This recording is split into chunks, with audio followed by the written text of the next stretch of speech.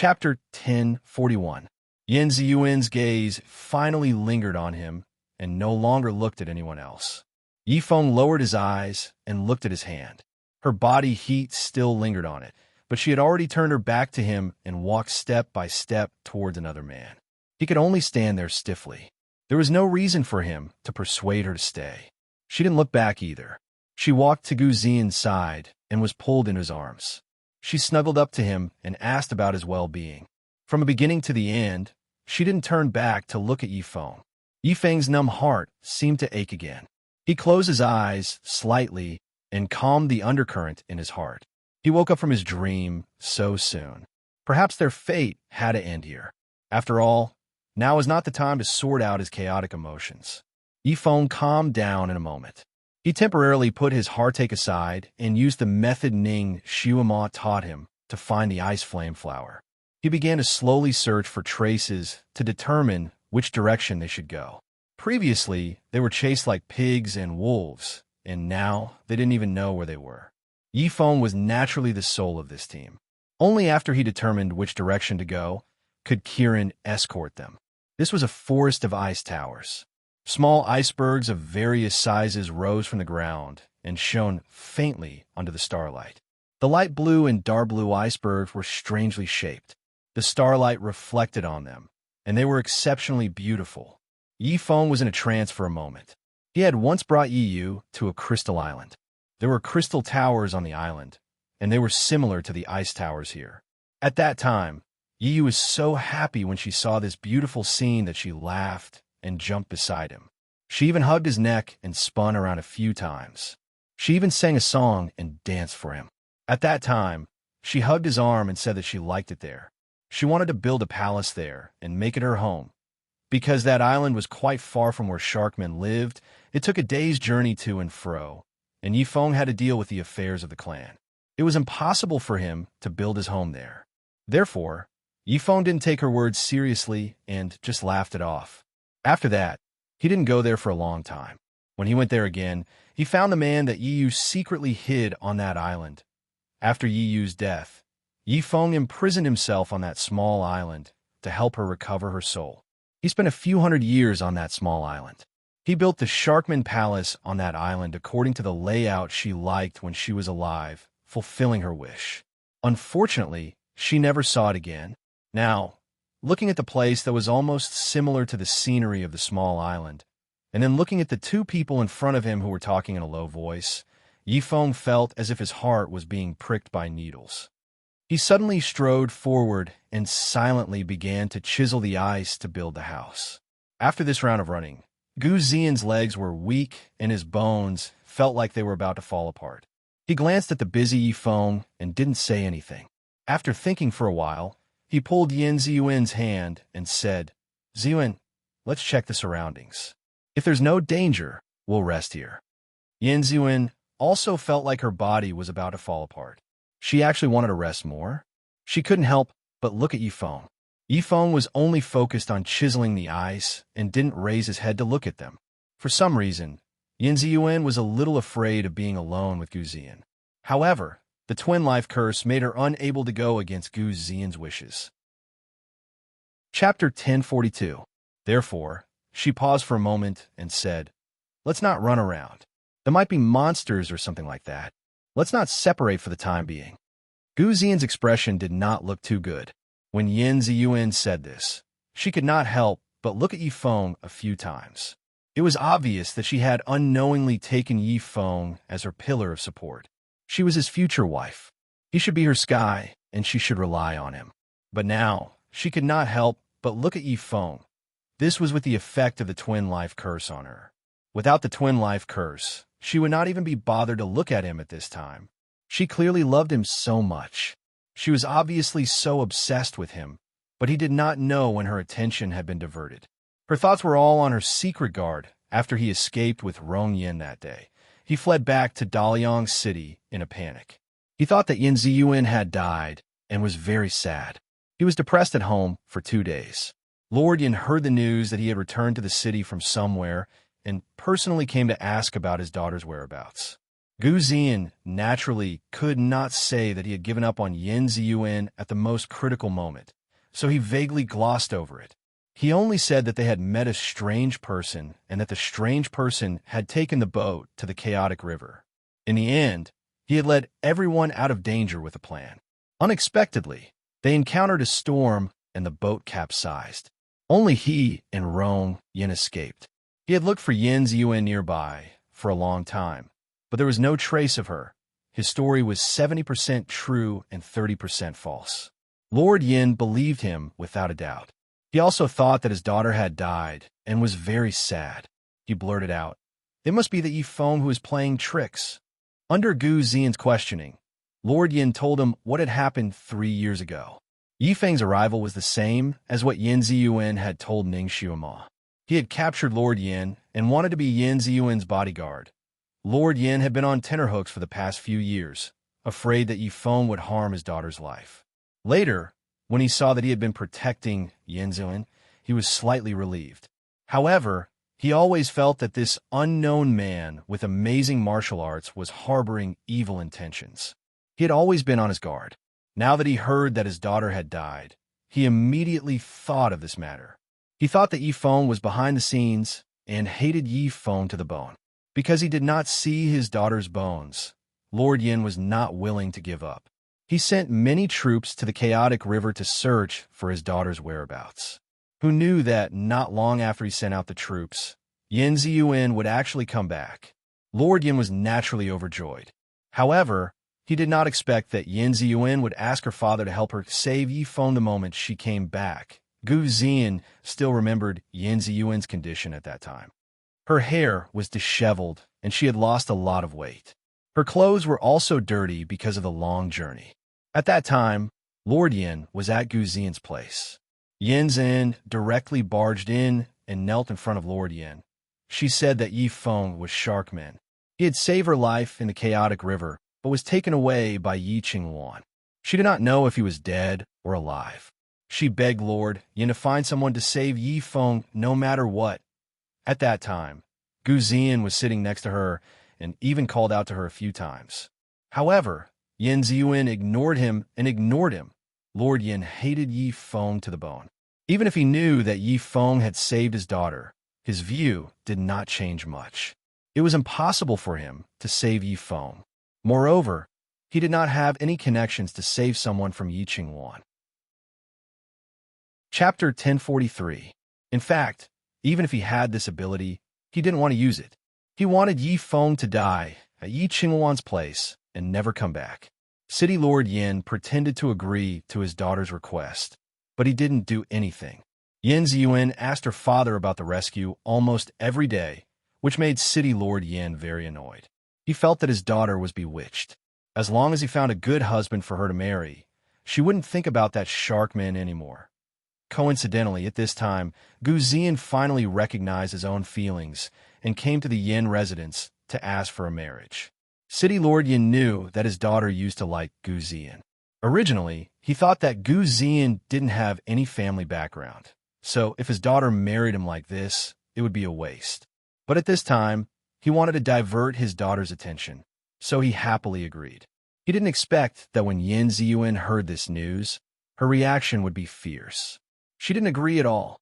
Some people were the kind of people who wanted more the more they couldn't get it, and Gu Ziyan was the representative of this kind of people. When Yin Ziyuan liked him, he felt annoyed and wanted to kick her away. But when Yin Ziyuan really gave up on him and fell in love with someone else, he felt uncomfortable. He also felt that Yin Ziyuan was good, so he didn't want to let her go. Yin Ziyuan's rejection of the marriage made him lose face, but his desire to get her was even stronger. Just at this time, that black-clothed masked man came to find him. At that time, Gu Ziyan was at his wit's end. Naturally, he hit it off with that black-clothed man. This was the reason why Yin Ziyuan fell under the twin life curse and fell head over heels in love with him. She was willing to accept his proposal and wholeheartedly become his bride. Gu Ziyan thought that he would finally succeed, but he didn't think that something like this would happen on the day of the wedding. When he was poisoned, he had actually suspected that Yihan Shanyue had poisoned him when he was drinking, but he felt that it wasn't very likely. Because in his impression, Master Han was a proud and arrogant person. He wouldn't use such petty tricks. Moreover, on the day of the wedding, when he had just woken up from his coma, Ning Shuima had said that the antidote was the ice flame flower. This Master Han didn't want to meddle in other people's business and didn't want to come. For the sake of his own life, he had begged and begged again and again before he was able to invite this great master to follow him. Gu Ziyan didn't know the special solution to the twin life curse. Naturally, he didn't know that Ning Shuima and the others came to the ice field to find the flower for Yan Ziyuan. Therefore, he couldn't figure out why Master Han would trick him to come here and risk his life. No matter how he thought about it, he still felt that Master Han was doing this for Ning Shuima's sake, so that Yan Ziyuan wouldn't be a widow. Along the way, Ning Shuima was cold enough to him. Yi Feng was originally cold to him. As for that Master Han, he had always been proud and aloof. He simply ignored him. He also knew that these people didn't fall out with him because of his relationship with Yan Ziyuan. Therefore, he endured it and tried his best not to provoke them. He didn't want to find trouble for himself. But in his heart, he had made up his mind. Once his body recovered, he would urge Yan Ziyuan to completely cut off all ties with these people and never come in contact with them again. This way, he could live the life he wanted with Yan Ziyuan.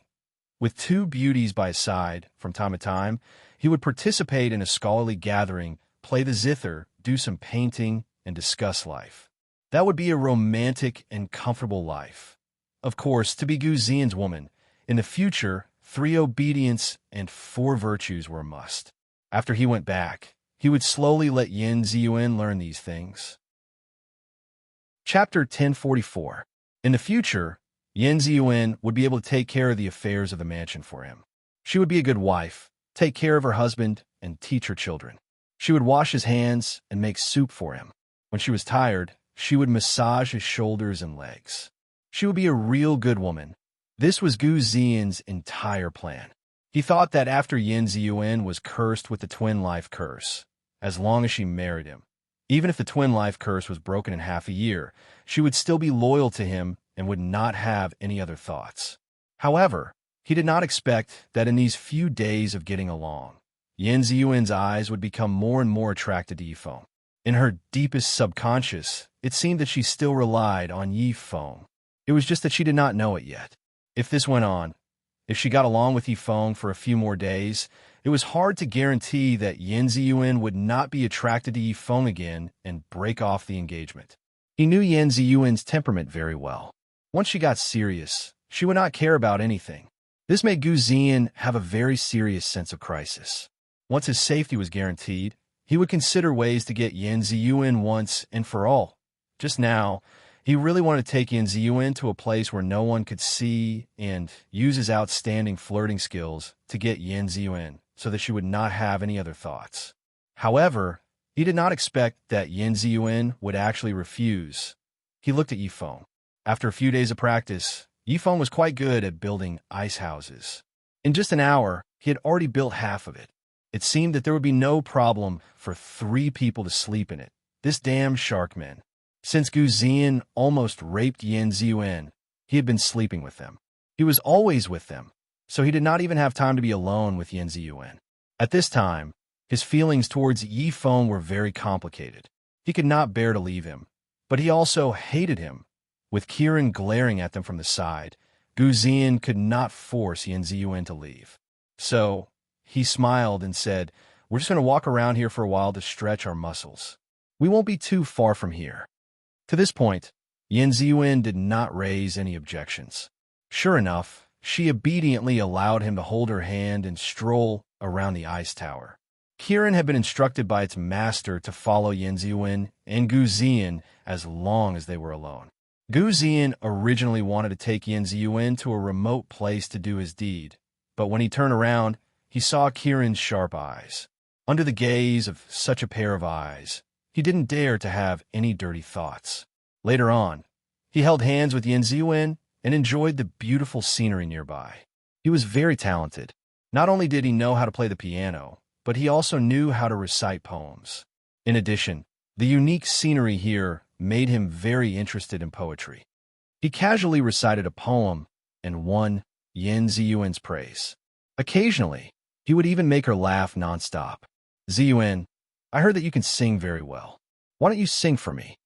Gu Ziyan was in the mood again. Sure. Yin Ziyuan was also very straightforward. She was very proud. I can not only sing, but also dance. Do you want to see? Yes.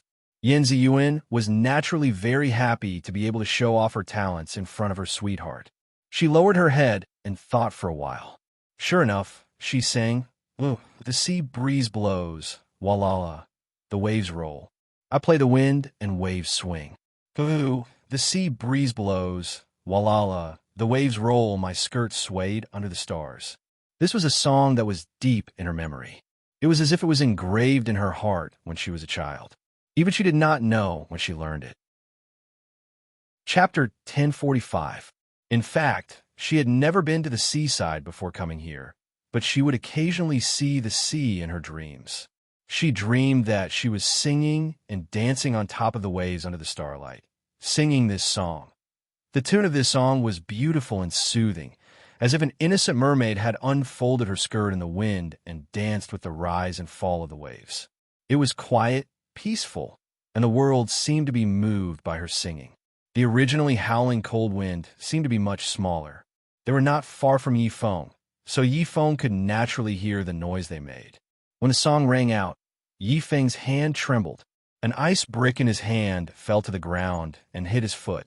Beads of blood came out, but he did not seem to notice. He turned his head and looked at Yin Ziyuan's dancing figure. His face was happy and sad, and his heart was filled with mixed feelings. This song was sung when she was still Yiyu. He had written the lyrics, composed the music, and sung by Yiyu's heavenly voice. It could make all the shark men intoxicated. He did not expect that she would still remember this song after becoming Yin Ziyuan. Singing it at this time, and could it be that you have not completely forgotten your previous life and still have some memories? He was a little absent-minded. He did not even notice when Gu Ziyan and Yin Ziyuan came back. Aya, Yifeng, your foot is injured. Why are you so careless? Yin Ziyuan's voice suddenly rang out. Yifeng seemed to wake up from a dream. He looked down at his foot and saw that the wound was not small. The blood soaked his entire foot red.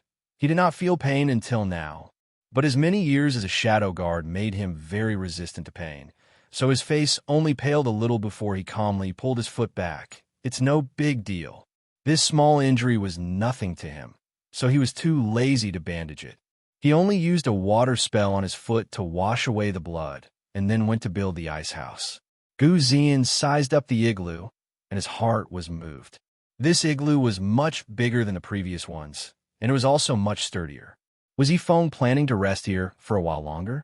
Are you planning to stay here for a long time? Another hour later, the construction of the igloo was finally completed.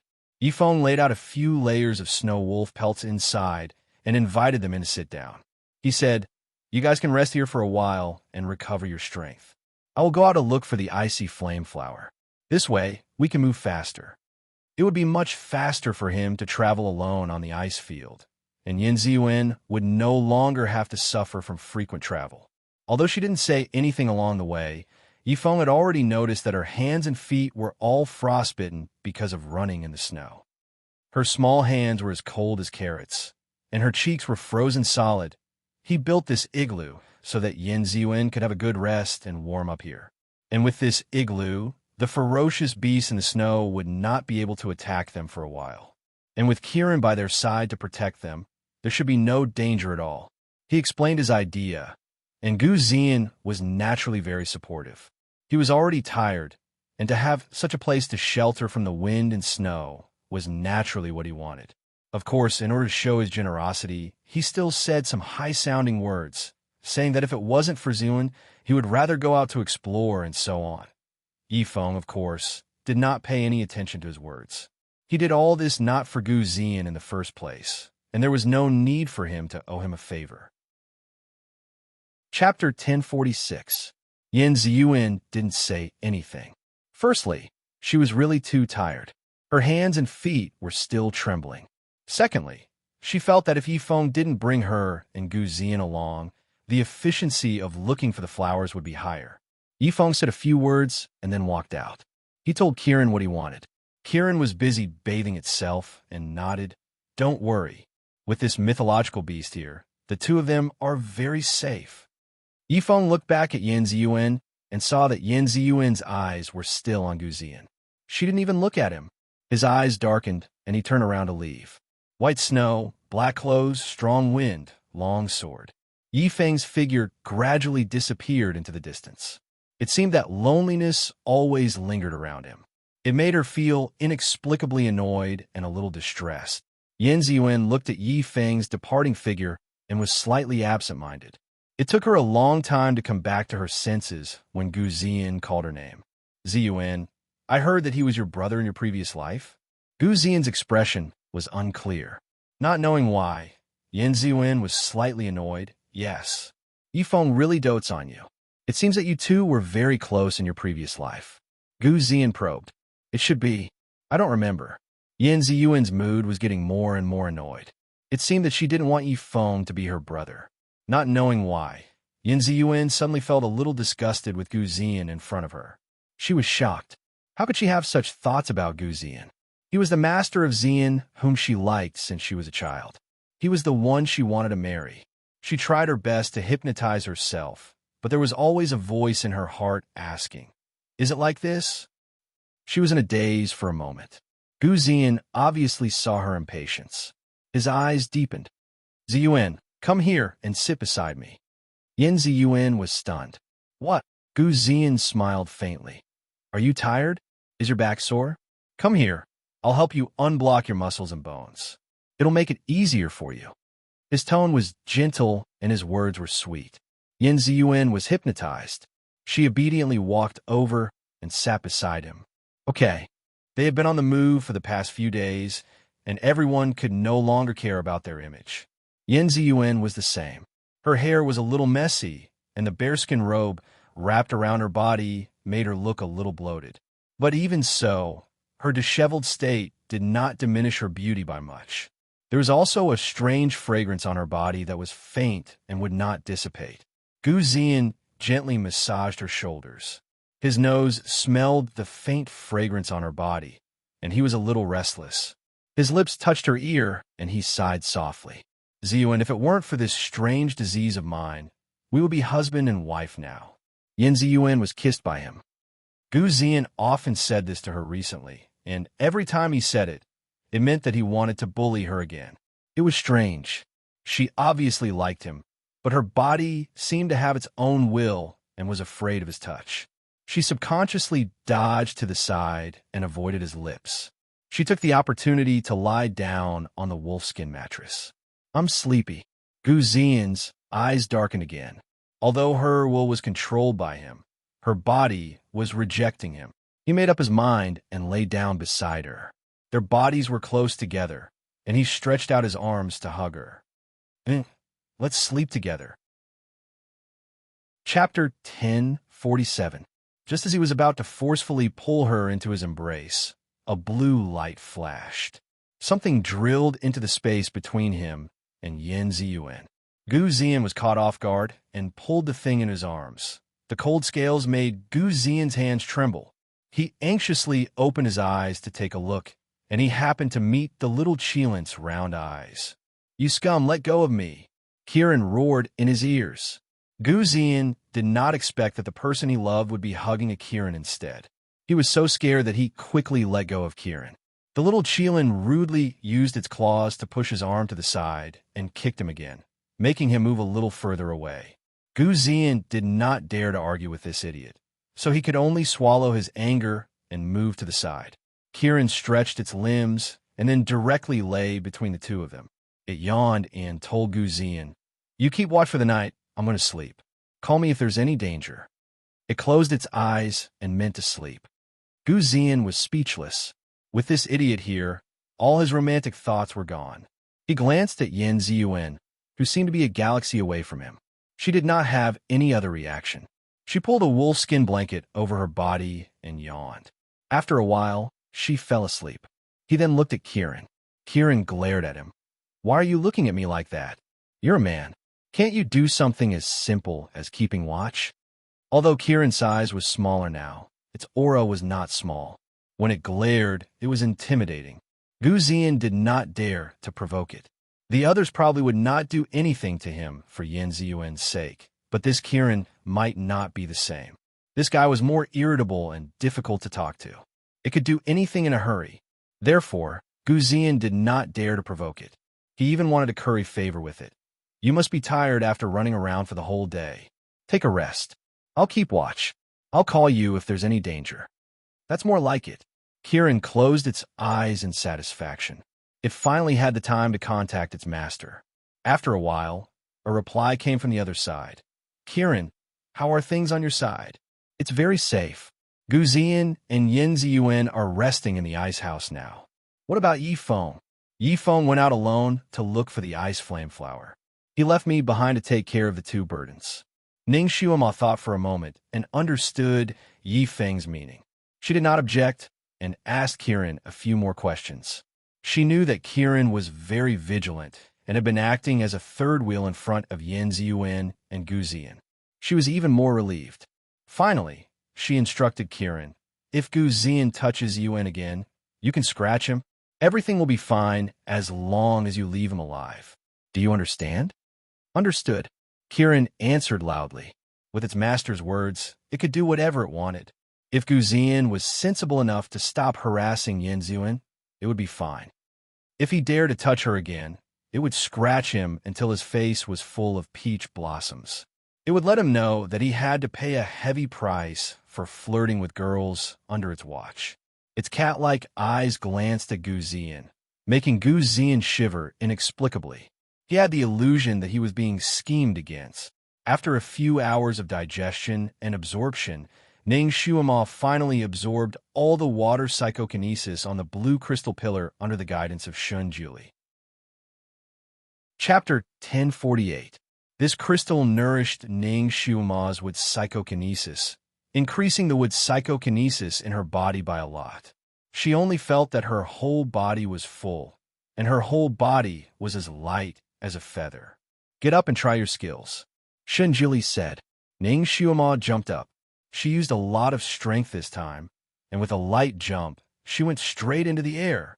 She hurriedly adjusted her body in the air, did a beautiful backflip, and then lightly landed on the ground. The ancients often used the phrase as light as a swallow to describe people's qigong, and now Ning Shuama finally tasted the feeling of being as light as a swallow. No, she felt as light as a feather. It was as if a gust of wind could blow her directly into the clouds. Your power is already close to Earth rank level 6. Once you break through to Earth rank level 6, your body will no longer be affected by the suction force of the Earth, and you can practice the flying sword technique. Shun Juli's voice was filled with gratification. This little girl had always been unlucky, but this time she had a series of fortuitous encounters, which greatly increased her power. Even he was surprised by the speed of her power growth. At this rate, perhaps in less than 2 years, she would be able to cultivate to Earth rank level 8, with her power increasing so quickly. Ning Shuama was so happy that her eyebrows were curved. At this moment, her cheeks were flushed and her eyes were bright. In this world of ice and snow, she was like a red tassel slowly blooming in the white snow, full of a kind of soul-stirring beauty. Shun Juli's mind was in turmoil. He raised his hand and pulled her close, encircling her in his arms, and lowered his head to kiss her lips. Shuama, quickly level up. Recently, he had been kissing her frequently, and Ning Shuama had already stopped resisting. Sometimes, she would even hug his neck in response. But now, before his lips could touch those seductive red lips, her 2 fingers pressed on his lips and slightly pushed outwards, making him unable to kiss her. He slightly narrowed his eyes and looked at her, his eyes filled with questions. Ning Shuama firmly pushed him away with a smile that was not a smile. Great God, I don't want to be taken advantage of by you for no reason. Everything will have to wait until I reach level 8 before you give me an answer. Although she was very sure that she liked him, she also had her own bottom line. She would not confuse herself to him. Before that, I'll just treat him as my master. She didn't want to let herself fall into a true master-disciple relationship, so everything should wait until his attitude was clear. Shunjili looked down at her. It seemed that he could no longer be intimate with her before he gave her a definite answer. He didn't say anything else, and only raised his hand to pat her head. Then hurry up and level up. Guru, among your disciples, who leveled up the fastest? Ning Shuama shook her head to avoid his hand and walked backwards. You. Shunjili spat out a single word. I'm indeed the smartest.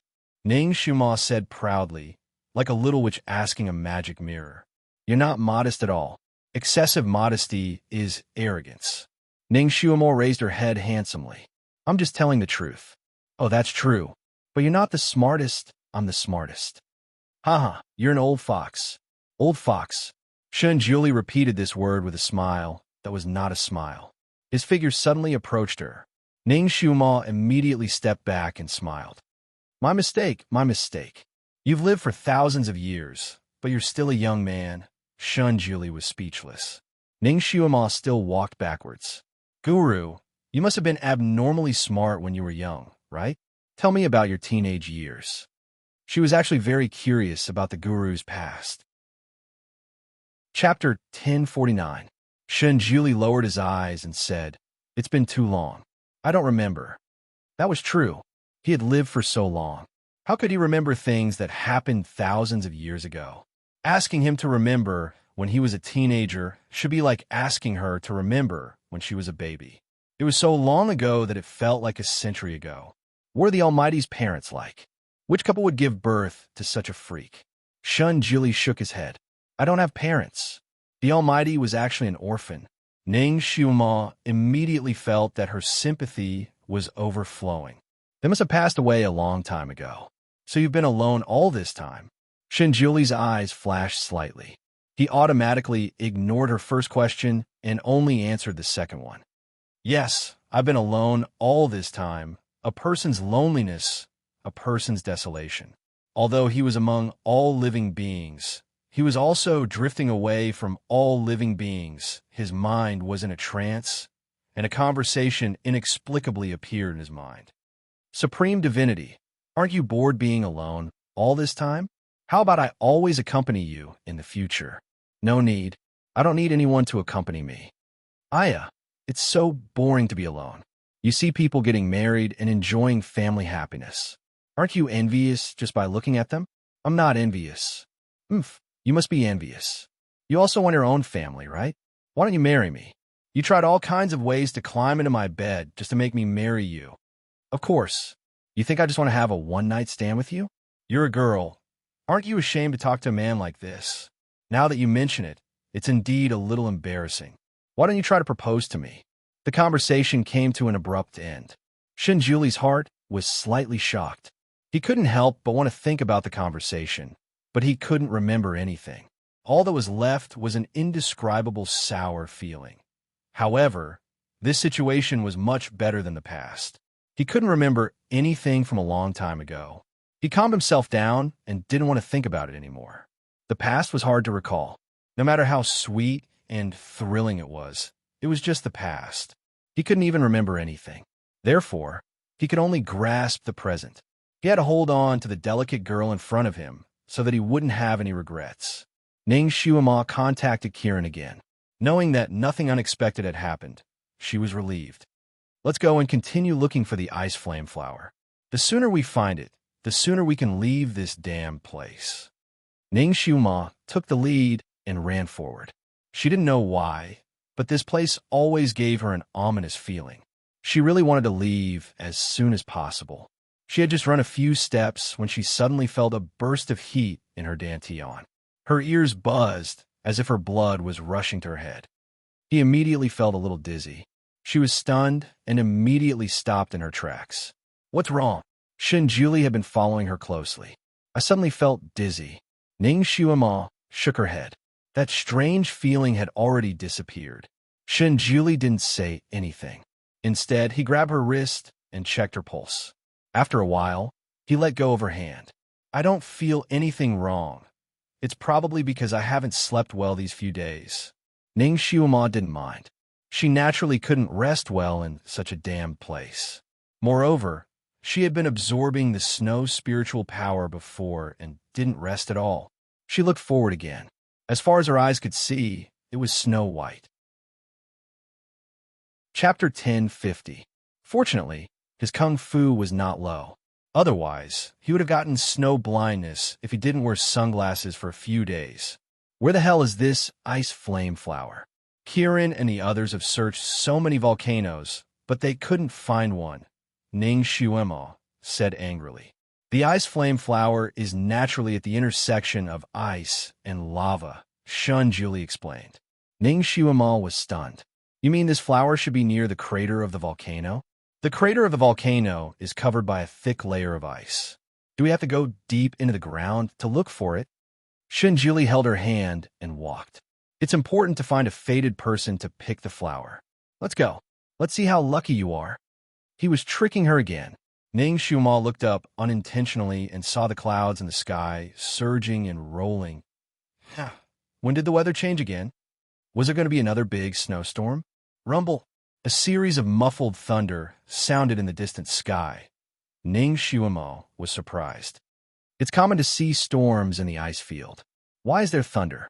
Didn't the weather warm up and thunder only started in spring? No matter how much it snowed in winter, there wouldn't be thunder. Why did the weather here violate the laws of nature? Shinjili also looked up at the sky. His eyes flashed with a touch of darkness. He said lightly, "The weather here can't be judged by common sense. Okay, let's go." The two of them braved the wind and snow and walked forward. What should we do when the snowstorm comes later? Ning Shuemo looked at the lead gray sky and asked him, "What's there to be afraid of? Let's just go." Ning Shuemo said, "Aren't we going to find a place to hide from the wind and snow? Yifeng often builds an igloo." Shun Jili raised his hand and rubbed her head. "So you want an igloo? That's easy. I'll build one for you when the wind and snow get heavy." Just as he was speaking, a snowy mist rolled over from a distance. It was clear that a storm was about to arrive. "The storm is coming. Where's your ice house?" Ning Shuemo tilted her head and looked at him. Shun Jili pulled her to a place where there was no wind. Then he waved his sleeve to the ground. Then Ning Shuemo's eyes widened. It was as if there was a knife cutting across the icy ground. Pieces of neatly cut ice bricks jumped up from the ground and automatically arranged themselves. In just a few minutes, a beautiful igloo was formed on the snowy ground. The style of the igloo was quite similar to the layout of her side palace on the Tianyin Peak, except that it was much smaller. The green jade brick turned into an ice brick. There were even engraved patterns on the ice bricks at the entrance. They were simple and beautiful. He waved his sleeve again, and a wave of water came out from his sleeve, pouring onto the ice house. The weather was so cold that a drop of water would turn into ice. After the wave of water hit it, it froze solid in the blink of an eye. It looked like a crystal palace. The Almighty built a house in the blink of an eye, as if he was blowing air. Ning Shuemo couldn't help but sigh. "Almighty, it's so easy for you to build a house. Why didn't you build one when we were traveling together?" If he had shown this ability earlier, they would have suffered less. Shun Juli said lightly, "Only the Venerable Di Zun knows this ability. Han Shanyue doesn't." Ning Shuemo understood. The Almighty didn't want to reveal his identity as the Venerable Di Zun. This was also true. It seemed that only a few people knew that Han Shanyue was the Venerable Di Zun's incarnation. Naturally, it had to be kept a secret. She was also interested. She pointed her finger forward, and countless vines grew from her fingertips. Chapter 1051. The countless vines that grew out climbed up the igloo like Boston ivy. After a while, the vibrant greenery was about to cover the igloo completely.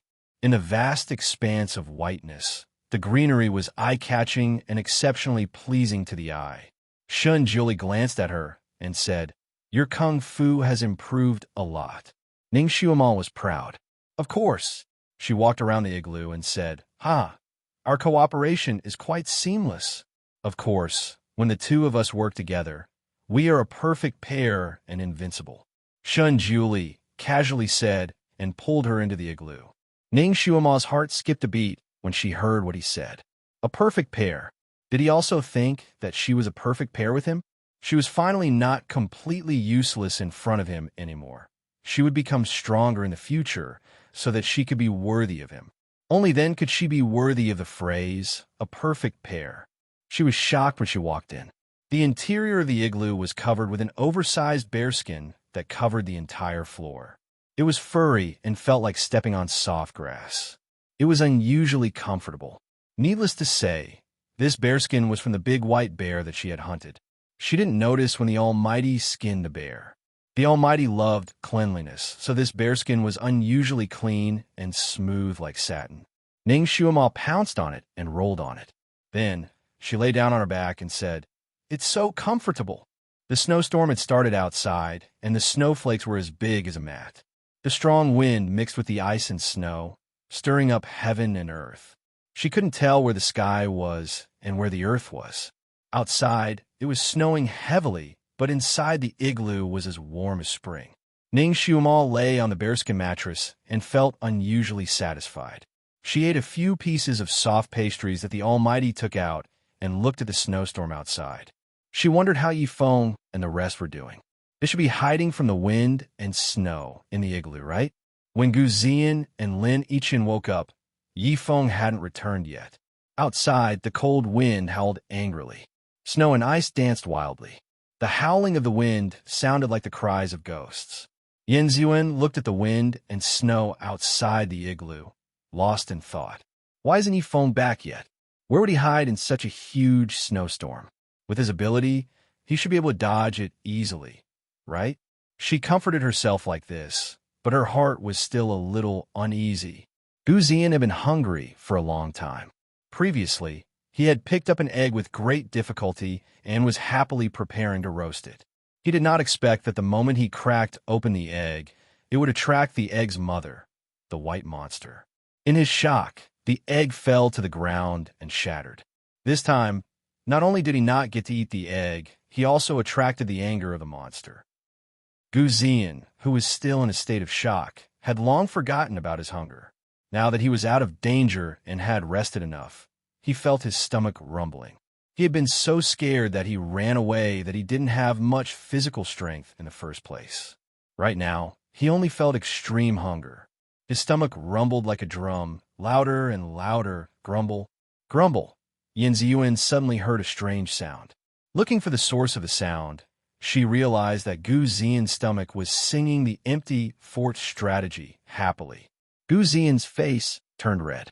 Why did he always make a fool of himself in front of his sweetheart?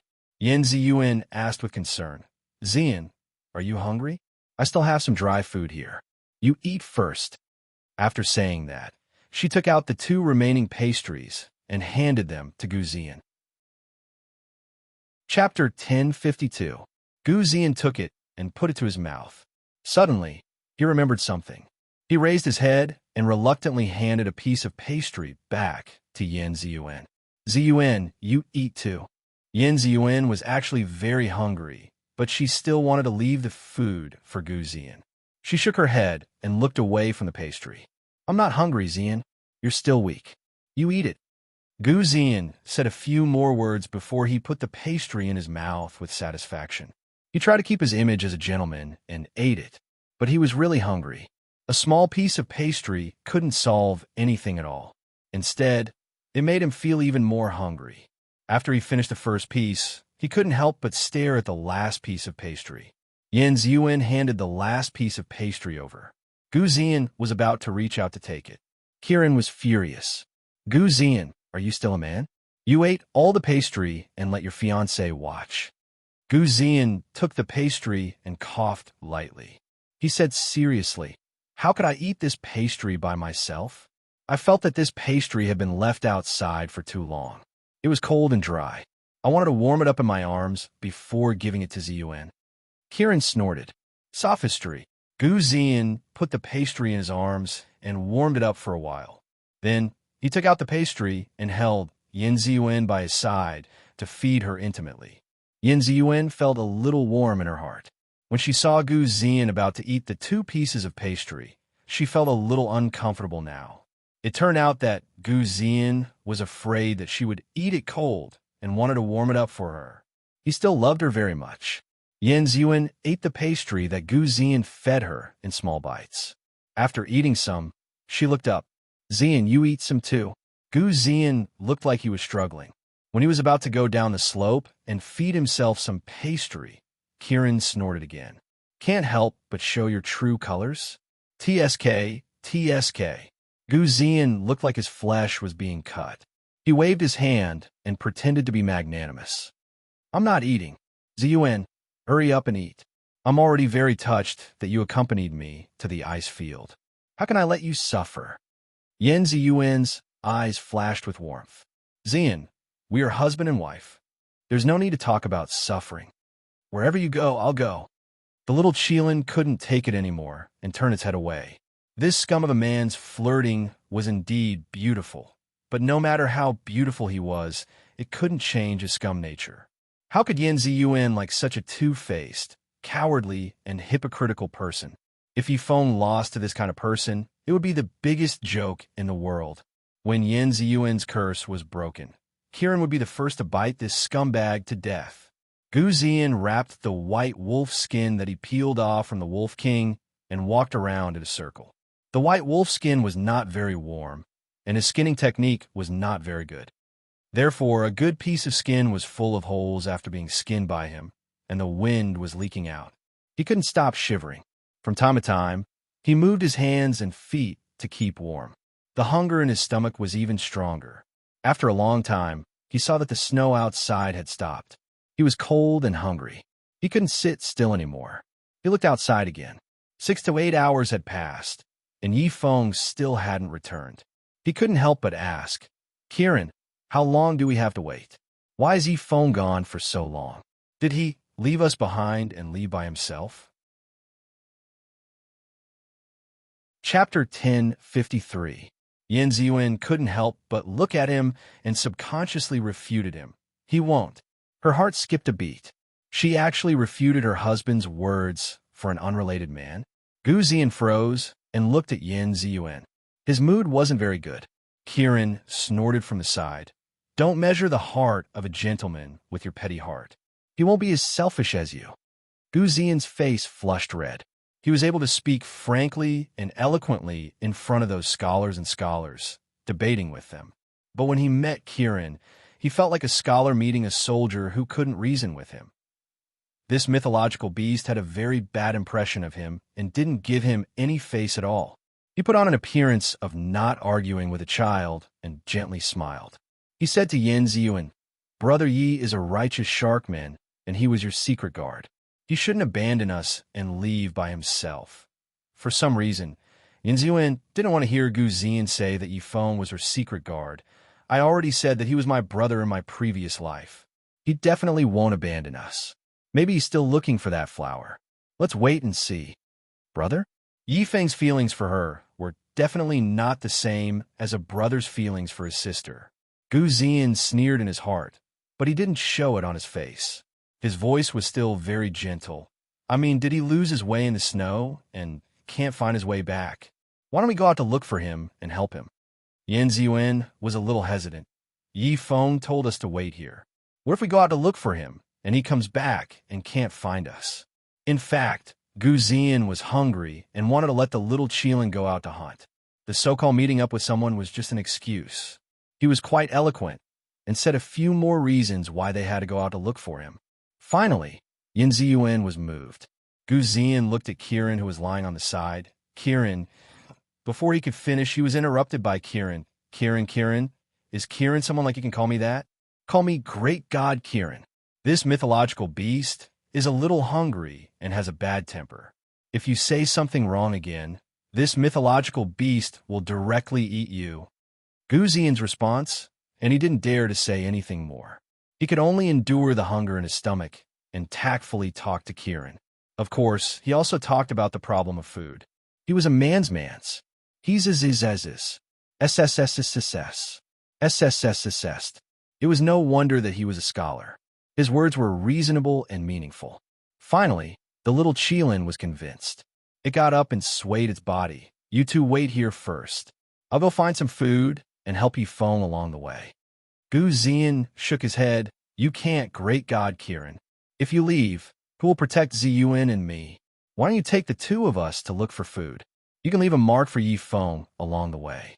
That way, Yifeng can follow the mark and find us. You don't have to make an extra trip. That was true. Kieran stopped and weighed the pros and cons. With its current ability, it shouldn't be a problem to protect the two of them. If it really couldn't, it could also lower itself to carry them. In this ice field, Kieran's martial arts might not be the best, but in terms of speed, Kieran was one of the best. There will be a climax tomorrow. Are you looking forward to it? Chapter 1054. Kieran nodded its big head. You too, follow me closely. Kieran felt that its words were unnecessary. Gu Zian was now following it all the time, as if it wanted to grow on its body. Kieran could almost flatten it by turning around. Kieran's mouth twitched. You don't have to follow me so closely. I'm afraid that I'll accidentally step on you. Only then did Gu Zian put some distance between them. Kieran led the way in front, Yanziwen in the middle, and Gu Zian at the back. They maintained this formation and moved forward slowly. Kieran took a few steps and left a paw print on the snow. This way, Yifeng could follow the footprints and find them. Kieran's pace was relatively large, so it unknowingly fell behind the two of them. Only the dim stars in the sky were shining faintly. Everything around them could not be seen clearly. Ah! Yan Ziwen, who was walking in the middle, exclaimed loudly in the silent night. Kieran hurriedly turned around, only to see Gu Zian standing there in a daze. Yan Ziyuan was nowhere to be seen. What happened? Damn, where did Yan Ziyuan go? I lost a person. If Yan Ziyuan died, how could it explain to its master? Kieran hurriedly ran back, only to find that there was a huge ice crack on the ground. It was so dark that it could not see the bottom. This ice crack was originally covered by ice and snow. Yan Ziyuan happened to step on it, so it suddenly sank. Gu Zian crouched at the entrance of the cave, looking anxious. Ziyuan, are you in there? Can you hear me? Gu Zian's voice echoed in the cave, but Yan Ziyuan's words could not be heard. Kieran looked down. Although it had excellent eyesight, it could not see how deep the cave was. If Yan Ziyuan fell down, he was afraid Kieran's head exploded. He anxiously walked around the entrance of the cave. No, it had to go down and take a look. If he was alive, it had to see him. If he was dead, it had to see his corpse. After figuring this out, the little Qilin jumped down without any hesitation. Gu Zian was left dumbstruck at the entrance of the cave. Gu Zian's face turned slightly pale as he looked down at the big hole. That pitch-black hole of unknown depth was like the huge mouth of a monster that was choosing people to devour.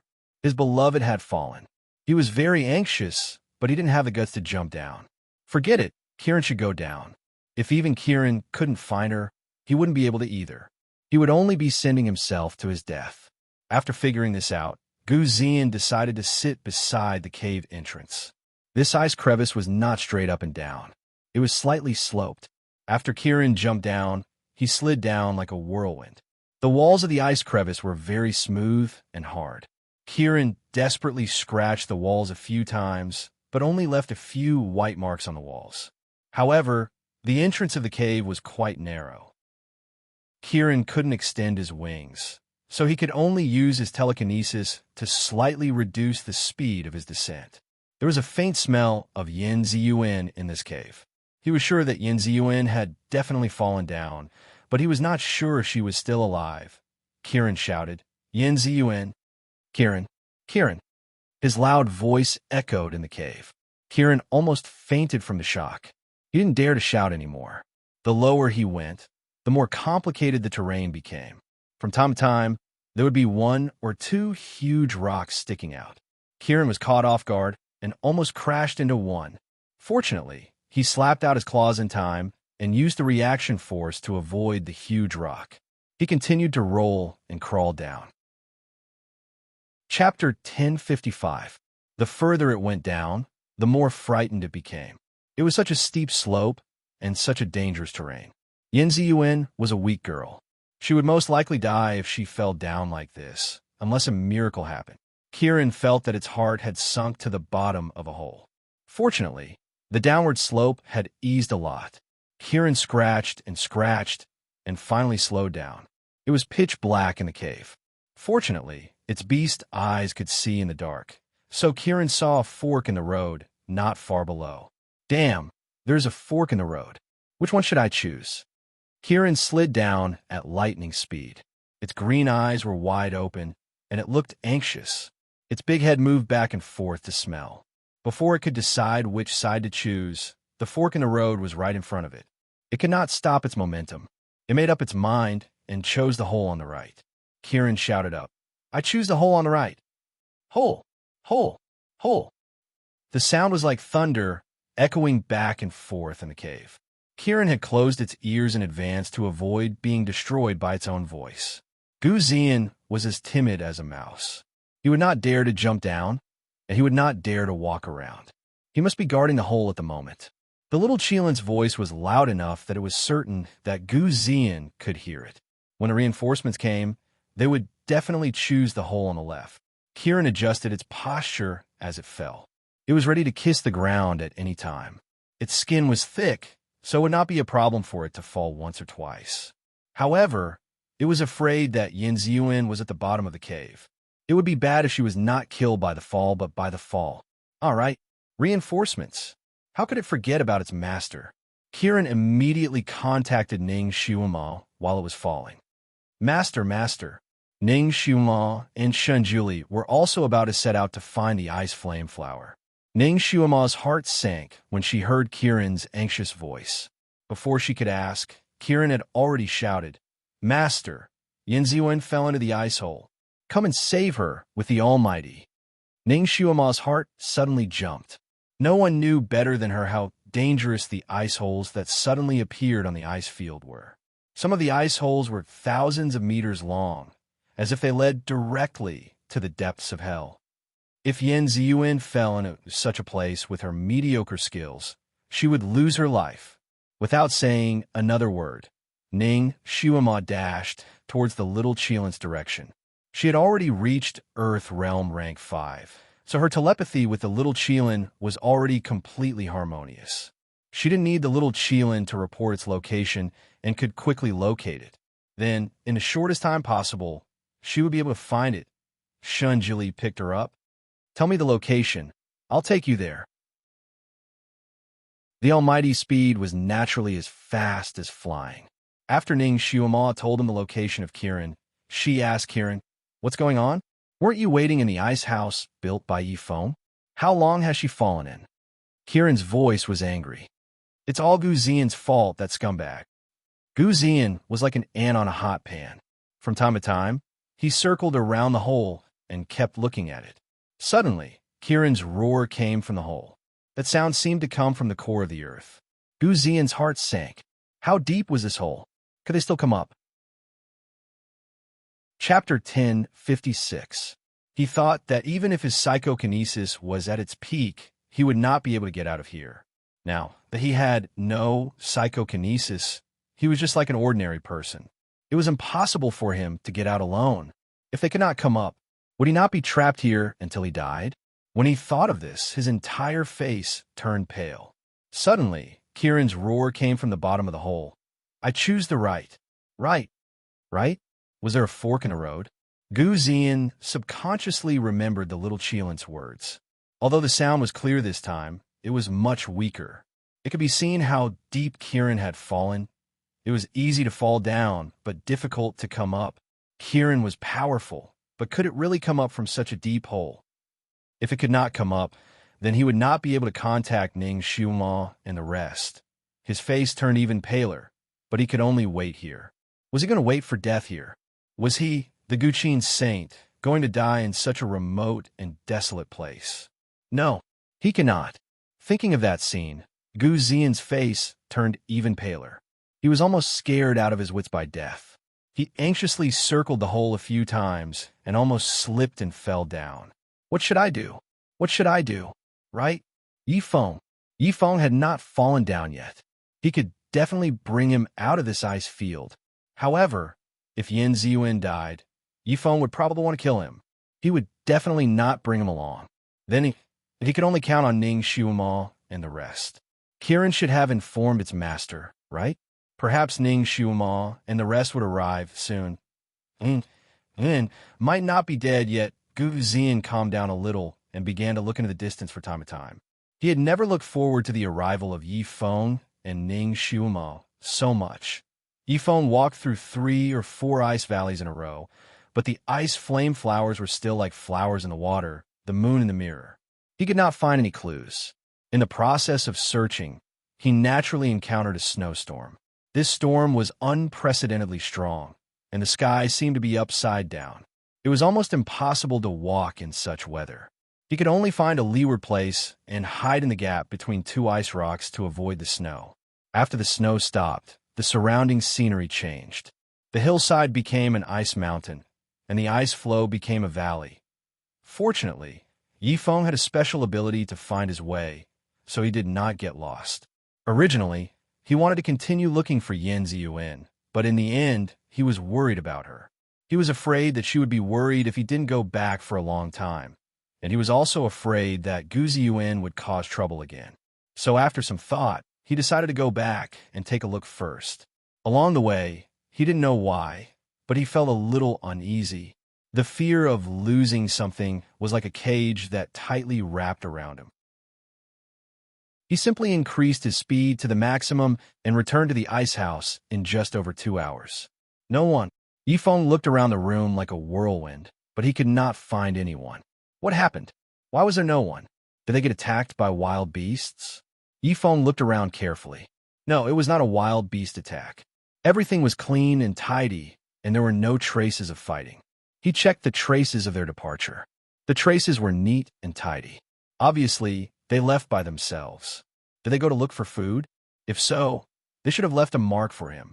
After figuring this out, Yi Feng began to carefully search for the marks that Kirin and the rest had left behind. Chapter 10:57. Although there was still wind and snow blowing from time to time, covering the footprints on the ground, there were still many clues left behind. His tracking skills had always been very good, so after searching for a while, he found their marks. Based on the depth of the marks, he calculated how long they had been gone. They had been gone for less than 2 hours. With Kirin by their side, there shouldn't be any great danger. Yi Feng's worried heart finally relaxed. He followed Kirin's footprints and rushed in that direction. He was really as fast as lightning. It was fine. Maybe they were just looking for food and wouldn't encounter any monsters. Even if they did, Kirin would be able to deal with them. Yi Feng kept comforting himself in his heart, but the uneasiness in his heart was like a black shadow that kept expanding and spreading. The fear for no reason was like a spider that nibbled at him bit by bit. His heart tightened bit by bit, almost suffocating him. While he was running, his heart suddenly beat violently, as if someone had suddenly pinched it. Pain, fear. Countless indescribable emotions flooded his heart. Something had happened. Sharkman's sixth sense had always been very sharp. For him to suddenly have this kind of reaction, something must have happened to Yan Ziyuan. At this time, Yi Feng's speed had already exceeded the limits of his body. The wind and snow were like knives, slicing into his skin piece by piece. His exposed skin was even cut open. Bright red blood fell to the ground and instantly condensed into red beads. From afar, he saw a white figure standing in front of him, and his heart suddenly sank. That person was Gu Zian, but Yan Ziyuan and Kirin were nowhere to be seen. Gu Zian saw a black figure in the distance, shooting towards them like an arrow. He was delighted. Finally, someone had come. He hurriedly waved his hand and shouted, "Yi Feng, over here, over here!" Yi Feng appeared beside him in the blink of an eye and grabbed Gu Zian's collar. "Where's Ziyuan?" Gu Zian was lifted up like a little chick, and his face turned red. "Cough, cough, let go of me, cough, cough." As soon as Yi Feng let go, Gu Zian fell to the side. He coughed as he pointed at the crack in the ice and said, "Ahem." Ziyuan fell down. "Ahem." Kirin also jumped down. There's still no movement. Why? Yi Feng looked into the crack in the ice, and his head exploded. She fell into such a deep crevice by herself. He did not wait for Gu Zian to finish his words and jumped into the crevice. Gu Zian. He was stunned for a moment, then suddenly rushed to the entrance of the cave and shouted, Kirin chose the passage on the right. Kirin chose the right passage. There was no sound coming from the cave. The cave was like a black hole, swallowing everything that entered it. Yifeng naturally heard that sentence and silently noted it down. Although he was falling at high speed, he did not panic at all. It was as if he was on flat ground. He carefully observed the traces around him. There were a few scratch marks on the walls of the cave. Judging from the length and strength of the scratch marks, this should have been left by Kirin. Ziyuan did not have that much strength. How was Ziyuan now? Was she injured? Yifeng was burning with anxiety. But he was a rational person after all. He could control his panic and tried his best to calm down. A moment later, he saw the fork in the road from afar. He turned around and slid into the passage on the left. Ziyuan, you must stay alive. Wait for me. Chapter 1058. Gu Zian shouted at the entrance of the cave for a long time, but there was no response. He was so angry that his face turned red, and he angrily stomped his feet. These idiots. Idiots. He had hoped for the stars and the moon for a savior. But in the end, he jumped down again. Gu Zian almost wanted to curse. But what else could he do?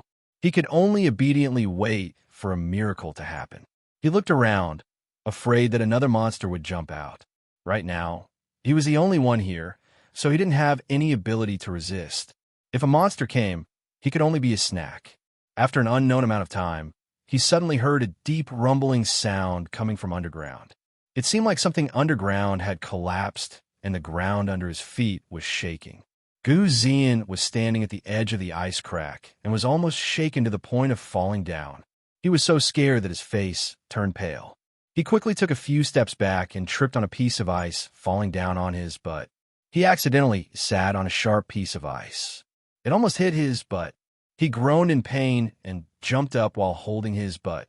He spun in a circle, and his face turned pale, and his body trembled. He was jumping up and down in pain when a faint white light flashed in the distance, and two people appeared in front of him. He looked carefully and was overjoyed. Madam Ning, Mr. Han, you're finally here. Quickly save Ziyuan and the others. Ning Xiuma already knew the general situation from Kirin. She looked at the man in front of her and wished she could kick him down. She looked into the ice crack. It was so deep that she couldn't see the bottom. How long has it been since Ziyuan fell down? Is there any movement down there? She fell down almost 2 hours ago. Yifeng also went down, and Kirin, there's no news from them. There was a tremor coming from below. It seemed like a cave has collapsed. Gu Zian told her everything he knew. Cave. Ning Xiuma's expression became even worse. It would be a miracle if someone didn't die from falling into the ice crack. If there was another cave, she could only go down to investigate. Just as she was about to contact Kirin again, a green light flashed not far away. Kirin ran over like a whirlwind. Master, you're here. Gu Zian was dumbfounded. This Qilin clearly jumped down from this crack in the ice. Why did it run back from afar? Little Apple, cut the crap. What's the situation inside? Ning Xiuma immediately asked. It's complicated. The slope was very steep, and I couldn't stop falling. There was also a fork in the road, and I chose the one on the right. Yin Ziyuan wasn't there. After I fell to the bottom, I searched for her, but there was no trace of her. She must have fallen into the hole on the left. The cave was steep and narrow, so I couldn't go back the way I came. I could only grope my way forward. It took me a lot of detours to get out. Then, did you notice that the ground was sinking? No, the path I took was very normal.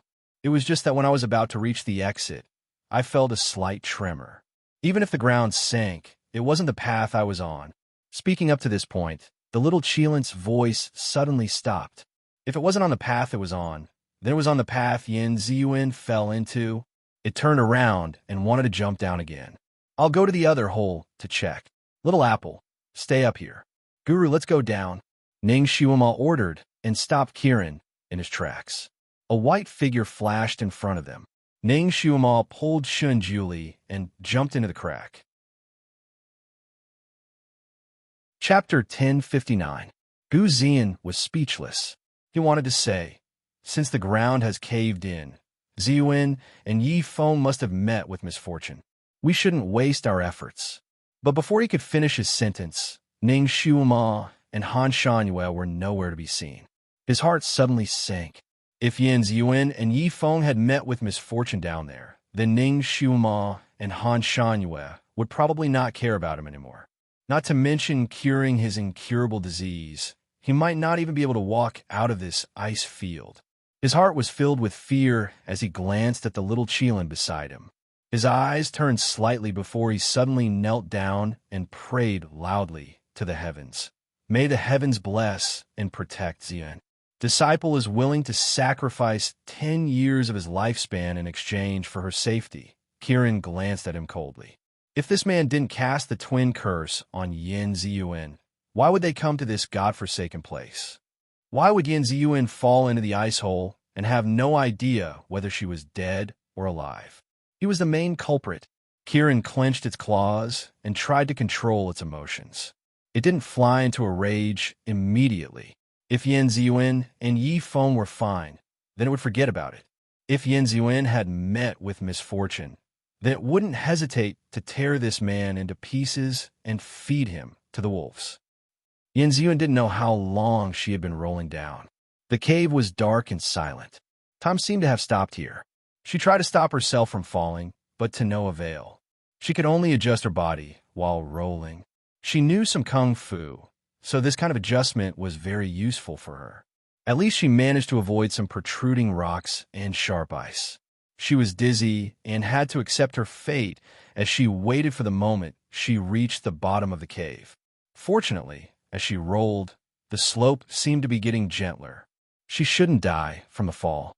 However, she was, after all, a rich young lady who had never experienced the vicissitudes of life.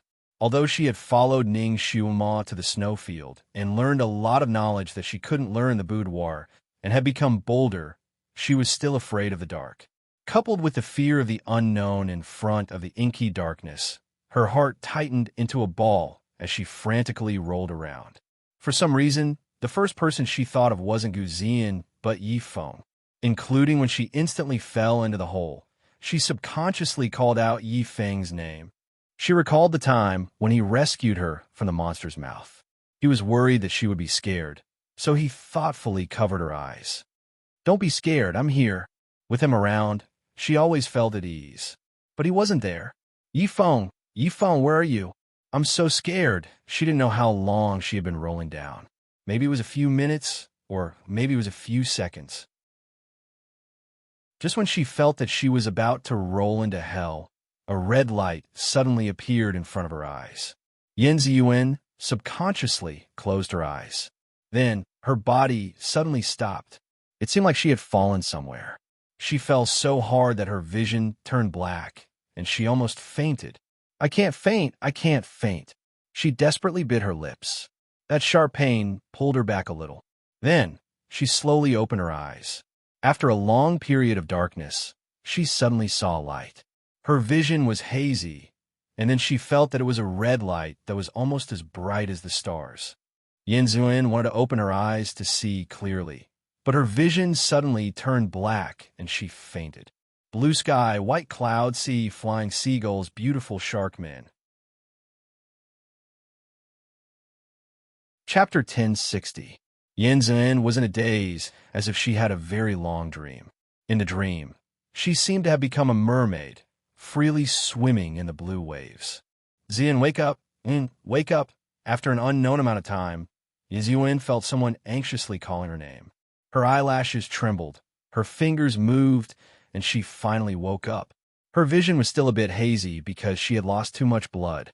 She couldn't see the person in front of her clearly. In the blur, she seemed to see Yi Feng's anxious face in the red light. She reached out her hand. Yi Feng, is that you? Did you come to save me? Am I hallucinating? Yi Feng grabbed her hand. Her hands were originally as tender as spring onions, white and soft, but now they were dripping with blood. The pink wounds were slightly open. It's me, Ziyuan. You have a hold on? Yi Feng's voice was trembling. When he arrived, Yin Ziyuan was lying in a pool of blood. She had already lost consciousness. There were many abrasions all over her body. Although the wounds weren't deep, for some reason, the blood kept flowing. In this kind of environment, any insignificant wound could be fatal. Yen Ziyuan was extremely weak now. When she saw Yi Feng, her uneasy heart finally calmed down. It was good that he came. She was safe with him here. Yen Ziyuan relaxed and fainted again. Her clothes were tattered. Her face was pale and haggard. Her lips that were once as bright as flower petals were now as pale as a flower in the rain. It seemed like they could wither at any time. Yi Feng held her hand tightly. His face was even paler than Yen Ziyuan's. Yen Ziyuan in his arms seemed to have turned into Yi Yu from his previous life. Her body was covered in blood, and her body was turning cold in his arms, but he was helpless. No, he couldn't let her walk down the same path as in his previous life. No matter what, he had to make sure she was fine. He couldn't let her die in his arms again. He helped her up so that her back was facing him. Then he placed his hands on her back to heal her injuries. Ziyuan, you must hang in there. Hang in there. Yi Feng sent Sharkman's will of origin into Yen Ziyuan, checking her wounds and broken meridians before gently healing them gradually. The wounds on her body began to heal and scab over. Her face was slightly flushed, and her cold hands and feet began to warm up. After about an hour, Yen Ziyuan finally woke up. Her vision gradually cleared. Suddenly, she felt someone behind her. She turned her head and saw Yi Feng treating her injuries. Just as she was about to speak, Yi Feng shook his head at her, signaling her to be quiet. Yen Zin then obediently maintained her cross-legged posture, allowing Yi Feng's psychokinesis to continuously flow into her body. She felt warmth all over her body, and the painful wounds from before seemed to be slowly healing. It really was him, so he really came to save her. Yen Ziyuan suddenly had the urge to cry. She didn't cry when no one responded to her when she asked for help. She didn't cry when she was alone in the dark and her life was in danger. She didn't cry when she kept falling and getting scratched. But now, when she saw Yi Feng, she felt wronged and afraid. She couldn't help but feel a lump in her throat, and tears kept welling up in her eyes. She was afraid that she would distract Yi Feng, so she forced herself to hold back her tears. Like a small stone being thrown into the water, at first it was a small ripple, but then it gradually rippled through her entire heart. There was a burst of warmth that kept washing over her. Chapter 10:61. There was a burst of warmth that washed away the anxiety and fear. It was like a spring breeze in March, dispelling the darkness and bringing light. After another incense stick worth of time, Yi Feng finally stopped. He wanted to get up, but he suddenly felt powerless. He held onto the cave wall to support himself. His face was pale, and his forehead was covered in sweat. It was clear that healing Yen Ziyuan had consumed a lot of his energy. Yen Ziyuan quickly got up and supported his swaying body. She asked with concern, "Are you all right?" Yi Feng closed his eyes and waited for the dizziness to pass. He had used too much of the mermaid's original telekinesis to heal all the wounds on Yen Ziyuan's body. His energy had been consumed too quickly.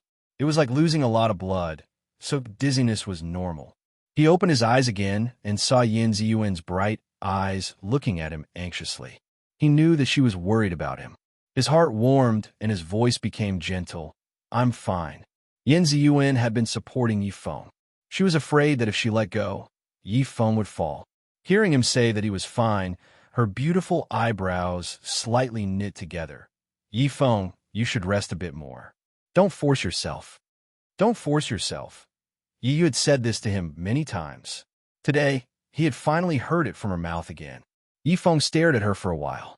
His eyes seemed to be filled with emotions. His voice was slightly hoarse, as if he was trying to suppress something. "All right, I won't force myself." Yen Ziyuan didn't know why her heart was in a trance. A voice seemed to pass through thousands of mountains and rivers, carrying a bit of love. "I promise you, I won't force myself." Her heart suddenly throbbed with pain.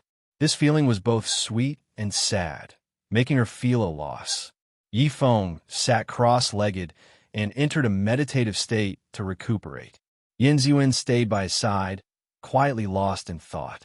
Her mind was in a mess before, but for some reason, when she saw Yi Feng's calm face, her chaotic thoughts gradually calmed down. Yi Feng had this kind of invisible power that made people feel at ease, calm, and as steady as a mountain. After about the time it took for an incense stick to burn, Yi Feng slowly exhaled and stopped. When he stood up again, his complexion was much better. Yin Ziyuan also stood up and carefully looked at his complexion. After confirming that he was fine, she let out a long sigh of relief, feeling as if a large stone had been lifted from her heart. Only then did she remember Gu Ziyan. Yi Feng, have you seen Ziyan? Yi Feng's eyes darkened. He's up there. He's safe. Gu Ziyan was up there? In other words, Yi Feng jumped down by himself to save her? Her heart was moved again. Yi Feng quietly observed his surroundings. After a while, he said quietly, "We can't go out from the exit above. There's a cave here. Let's explore." He didn't feel at ease leaving Yin Ziyuan alone, so he could only bring her along. Yin Ziyuan began to pay attention to her surroundings. She exclaimed, "What a beautiful place." This place was very strange. No one would have thought that there would be such a beautiful scene under the cave. Everywhere was crystal clear red. They were surrounded by red crystals, red icicles, red ice blades, and red towers. They were like the purest red crystals, shining with a soul-stealing light. The temperature here was just right, a few dozen degrees higher than the temperature above the cave. Yin Ziyuan even felt a little hot. Chapter 1062. The place they were in just happened to be a smooth and spacious area, and not far away, there was a row of blood-red mountain peaks. Yin Ziyuan only felt a chill run down her spine. If they had slid a few more meters, they would have directly crashed into the sharp mountain peaks. The consequences would have been unimaginable. And above them, there was a pitch-black cave entrance. They had fallen from there, and both of them knew how steep it was. So they also knew that they would definitely not be able to climb up. And right in front of them, there was another cave entrance. What was different from the previous cave entrance was that this one was very bright, so bright that it was somewhat dazzling. Inside the cave, there was a sparkling red passageway with countless twists and turns, making it impossible to see the end. All of this was a masterpiece of nature, and one couldn't help but gasp in amazement. Yi Feng walked in front, and Yin Ziyuan followed behind. The two of them walked very carefully. Yi Feng would sometimes knock on the cave wall and casually throw a crystal in front of them. After confirming that there were no problems, he protected Yin Ziyuan as they walked forward. If they weren't trapped here at this time, Yin Ziyuan would definitely appreciate the uncanny workmanship of nature. Who would have thought that there would be such a warm and beautiful place a few thousand meters under the frozen snowfield? More importantly, there was actually plenty of oxygen here, so the Yin Ziyuan didn't feel stuffy at all. Yin Ziyuan was still quite vigilant at first, obediently following behind Yi Feng, and only used her curious eyes to look around at the red crystals. But after walking for a long distance and still nothing happened, she finally couldn't suppress the desire in her heart, and after obtaining Yi Feng's permission, she touched the crystal cave wall. It was cold and smooth to the touch, and it was very comfortable. Yin Ziyuan began to touch here and there, and Yi Feng had always doted on Yin Ziyuan, so after confirming that there was no problem, he naturally let her do as she pleased. Of course, he wouldn't let Yin Ziyuan be too far away from him. The more beautiful a place was, the more likely it was to be dangerous. This was his experience after living for thousands of years. Even though he was walking in front of Yin Ziyuan and didn't look back from beginning to end, no matter how fast or slow Yin Ziyuan walked, he always kept a distance of 3 meters from her, not an inch more or less. This distance would make her feel safe and less resistant to him. And when she was really in danger, he would be able to protect her in time and not let her get hurt again. It's so warm here. It would be great if Ziyan could come in too. Yin Ziyuan thought of Gu Ziyan, who was still starving in the ice and snow. Yi Feng's back stiffened slightly. He didn't say anything. When Gu Ziyan saw his beloved fall into the ice crevice, he didn't even have the intention to follow her down. That kind of person was definitely not Ziyuan's man. If she married Gu Ziyan, it would definitely be a disaster in the future. But how could he stop it when the time came? Yifeng had a lot on his mind, but he didn't show it on his face. He continued to walk forward without saying a word. This place was beautiful, but it seemed to be filled with a kind of death aura. Other than the sound of their footsteps and the occasional conversation, there was no other sound. It was as silent as a tomb. If Yin Ziyuan was walking here alone, she would have been scared out of her wits. But now that Yifeng was by her side, she actually felt strangely at ease. It was as if long as he was by her side, even if the sky fell, she wouldn't be afraid, because Yifeng would hold it up for her from time to time. Crystalline crystals would appear in this cave. They were of different shapes and shined with different lusters. Chapter 1063. Yin Ziyuan inadvertently looked forward and saw a piece of red crystal. It was as big as a person's palm and vaguely had the shape of a mermaid. Her heart skipped a beat. She ran over and picked it up. Just as she held the crystal in her hand, she suddenly heard a gust of wind above her head. "Be careful!" Before Yin Ziyuan could react, her body fell into someone's arms. That person spun quickly with her and waved his sleeve again. Pah! Boom!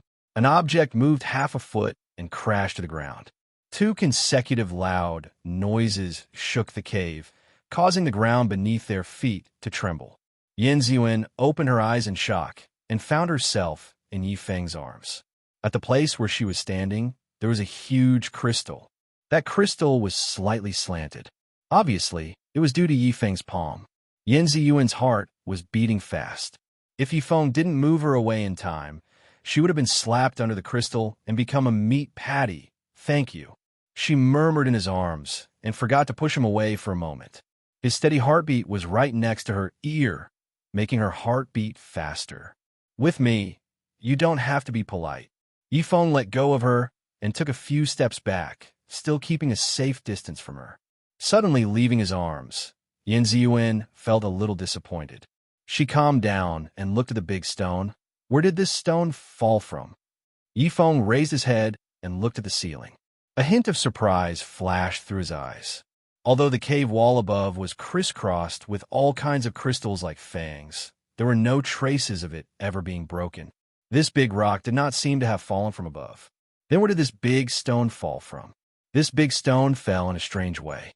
What was even stranger was that it just happened to block the passage they came from. Yifeng walked over to take a look. This big stone had already reached the top of the cave and had completely blocked their way. Unless he turned into his original body or a water snake, he would be able to swim out from the edge of this big stone. He raised his hand and pushed again, but the boulder didn't budge. It was as if it had grown on the ground in an instant. Yifeng frowned slightly. With his current strength, not to mention such a huge boulder, even if it was twice the size of this boulder, he would still be able to push it. But now, it was as if it was cast iron on the ground. It didn't shake at all. In other words, their path was sealed and they could only move forward. "We can't go back, right?" Yin Ziyuan was nervous and couldn't help but ask. "Don't worry, we'll find another way out." Yifeng comforted her. Yin Ziyuan looked ahead at the endless winding passageway and couldn't help but grab Yifeng's sleeve. "I wonder if there's a way out in front." When she listened to those adventure stories, she felt that they were very exciting and hot-blooded. But when this kind of thing happened to her, she knew that the feeling of fear and trepidation was definitely not something an ordinary person could endure. Yifeng lowered his eyes and looked at her little hand that was holding his sleeve. His heart felt sour and warm. Many years ago, she also liked to hold his sleeve and relied on him for everything. His heart shook as he held her hand. "Don't worry, we won't be unable to get out." If there were no accidents, Kiran should have already informed Ning Xuema and Han Shangyue. That Master Han Shangyue was someone who could change the world. As long as he rushed over to save them, there wouldn't be much of a problem. Chapter 1064.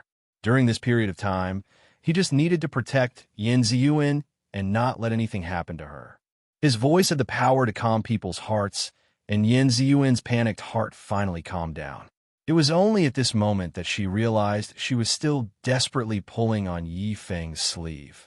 Her heart skipped a beat, and she finally let go. As if she thought of something, she held the crystal in her hand and waved it in front of Yi Feng. Yi Feng, what do you think this looks like? Yi Feng looked at her palm. He didn't have many romantic cells in his body, so he couldn't see what it was for a while. In his eyes, it was just a normal crystal. His attention was on her little hand. That little hand was red and swollen, and there were many frozen wounds on it. There were even some wounds that were still oozing blood. It was clear how much she had suffered along the way. Yi Feng's heart ached. Without saying a word, he took out the bottle of medicine that was left with only a little bit left. He pulled her hand over and applied the precious ointment on her wound. When Yan Ziyuan saw the ointment, her hand couldn't help shrinking back. Yi Feng, don't apply this on me. This is life-saving medicine. This is just a small wound from frostbite. It's fine. Yi Feng still applied the rest of the ointment on her. His fingers were slightly cold. When he held her hand and applied the ointment, Yan Ziyuan actually felt like there was an electric current on his hand. It went into her heart, and that kind of feeling was warm and sour. It made her eyes inexplicably warm. Yan Ziyuan's heart felt like someone had thrown a stone into the lake. It was very turbulent. She suddenly blurted out, "Were you really my older brother in your previous life?" Yi Feng's fingers slightly paused, and then he let go of her hand. Right now he didn't know what she was thinking when she broke the twin curse, so he didn't want to explain too much to her. He only gave a faint in sound. How good would it be if he wasn't her older brother? Otherwise, she would have definitely fallen in love with him in her previous life. Yan Ziyuan's heart suddenly had this thought that scared her. How could he have such thoughts? Could it be that she had fallen for Yi Feng? No, this is impossible. She loved Gu Ziyan and was about to marry Gu Ziyan. She couldn't let her imagination run wild. Otherwise, how would she be any different from the promiscuous women she usually despised? She calmly took a few steps back and smiled. Then you should be my brother from now on. I will treat you as my real brother. Yi Feng, a hint of sadness flashed through his eyes. It turned out that no matter if it was in the previous life or this life, he could only be her brother. However, this was also good. Back then, he had gambled on his fate with Yi Yu. It was impossible for him and her to be together. This was also good. He turned around and said faintly, "Let's go. We'll find a way to get out." He took the lead and walked forward. Yan Ziyuan walked a few steps behind him and walked side by side with him. She handed over the crystal in her palm. "Yi Feng Gij, this is for you." Yi Feng was a bit confused as he took the crystal. Yan Ziyuan then said, "Don't you think that this crystal looks a bit like a mermaid? I'll give it to you as a souvenir." Yi Feng looked down at the crystal in his hand. After Yan Ziyuan's explanation, he finally felt that this crystal really did look like a mermaid. He slightly held the crystal in his hand. This was the first time Yan Ziyuan had given him something. Although she had casually picked it up, it was still a gift from her, and it still had her body temperature. Chapter 1065. Yi Feng carefully put away the crystal and faintly smiled. "Let's go." Yi Feng actually smiled. He actually looked so good when he smiled. Yan Ziyuan's heart skipped a few beats, but she immediately shook her head. She threw all the distracting thoughts to the side and walked forward. Along the way, she picked up a slender and round crystal. She said with a smile, "This crystal is not bad. It looks like a human. When we get back, I'll use it to carve a person for Ziyan. He'll definitely like it." Yi Feng's footsteps slightly paused. He did not reply, but the smile on his lips froze. "Brother Yi Feng, do you think it's better to carve a standing figure or a sitting one on this stone? This edge looks like a zither. Then carve him playing the zither. I have to carve it myself. Big brother Yi Feng, will you help me?" It was as if she had suddenly been enlightened and found a way to get along with Yi Feng. She kept calling him Big Brother Yi Feng very naturally and intimately. Yi Feng's face was slightly pale. He only replied with a single word, "I'll help." He would never refuse her requests. "Big Brother Yi Feng, my hand is really healed. That medicine is really effective." Yan Ziyuan waved her small hand in front of him. That medicine was naturally very effective. In just a few moments, Yan Ziyuan's wounds began to scab over, and the red swelling began to fade.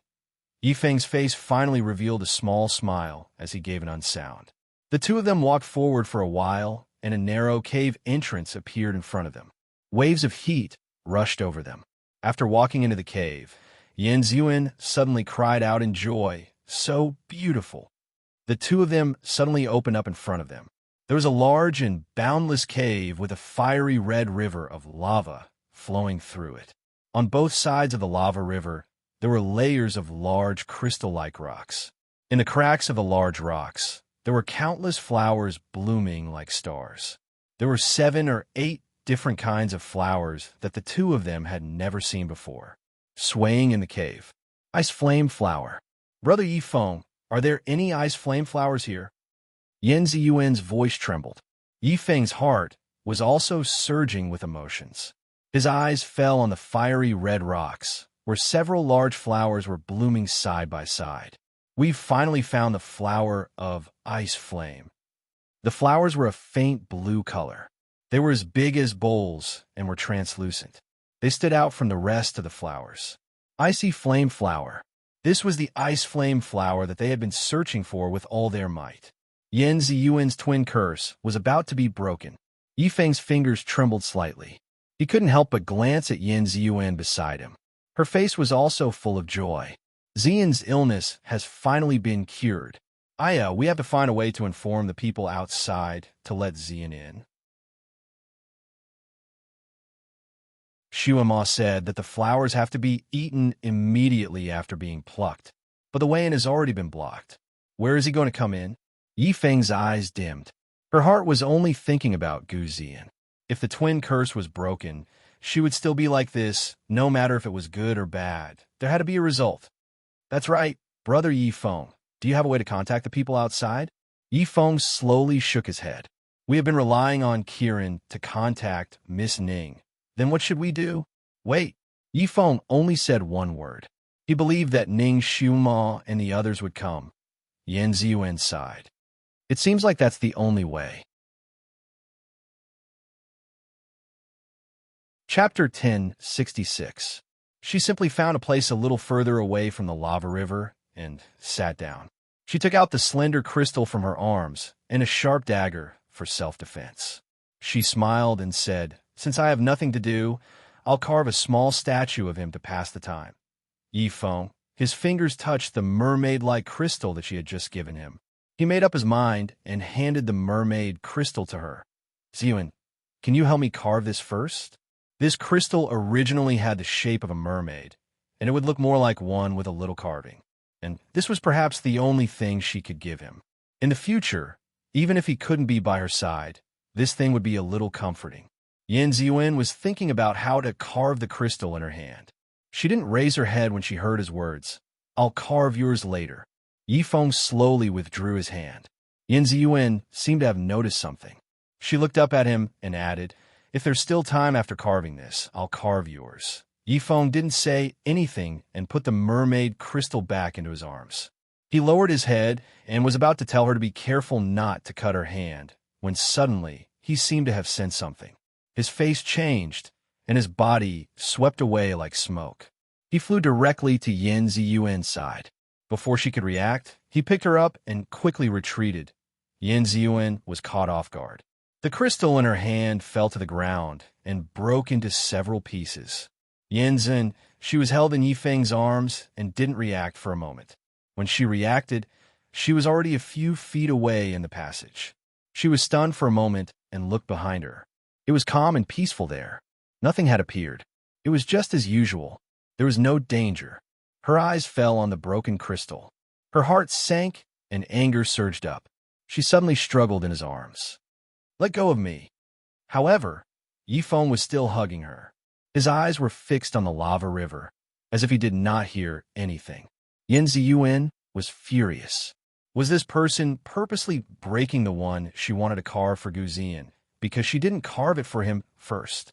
She had always been a spoiled brat. At this moment, she was so angry that she slapped Yifeng without thinking. "Bastard, let go of me." Yifeng couldn't dodge in time, or perhaps he didn't even think of dodging. The slap landed squarely on his cheek, crisp and clear. She had used quite a bit of strength in that slap. Yifeng's head tilted from the force of the slap, and blood trickled down from the corner of his lips. He was startled, and his arms loosened slightly. Yin Ziyuan finally broke free from his embrace and stood on the ground. Yin Ziyuan saw the blood trickling down the corner of his lips and stiffened for a moment. She didn't expect that he would be hit so hard. Her heart was beating wildly. She snorted, "Who told you to take advantage of me? Humph, I didn't expect you to be so petty. You actually broke that crystal of mine. Let me tell you, even if that's the case, I won't carve that for you. I won't ever." She was so angry that she wanted to say a few more harsh words. However, she inadvertently saw where she was originally standing. Her eyes widened. She was standing on a hard and uneven crystal slope. At this moment, there was a swamp in the crystal slope.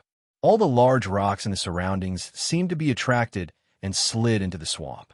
There wasn't even a sound as they were swallowed by the fiery red swamp. The large rock she was sitting on had long disappeared. It must have been swallowed by the swamp. Chapter 1067. So he was trying to save her, and not because he was jealous of Guzian. Her heart felt like it was being pricked by a needle. I'm sorry. She was about to say a few words of apology, but her eyes inadvertently looked inside, and her face suddenly changed. That fiery red swamp was still rapidly expanding. It seemed like it was going to merge with the lava river. The crystals and flowers on the shore were all swallowed by the swamp, and they could no longer be seen. Now, they were moving closer to the few ice flame flowers on the shore. Heavens, these flowers were hard to find.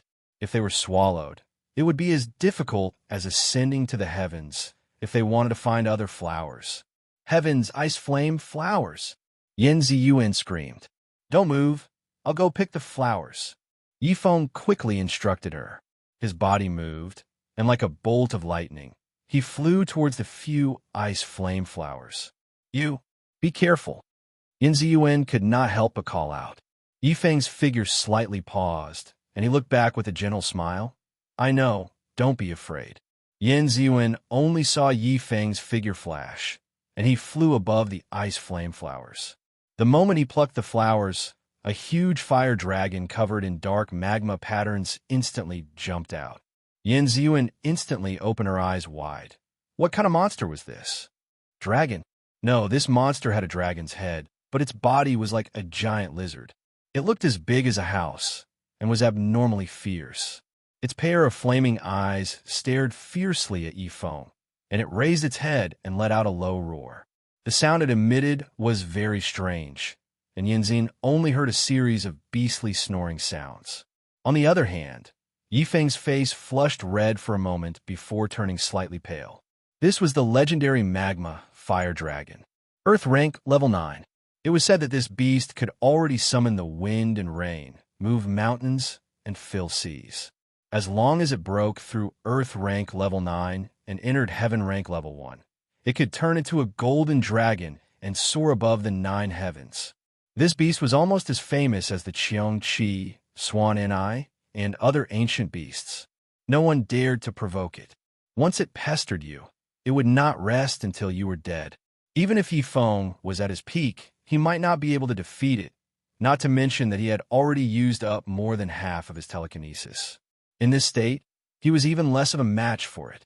The magma dragon's roar, just now, was a special kind of sound wave.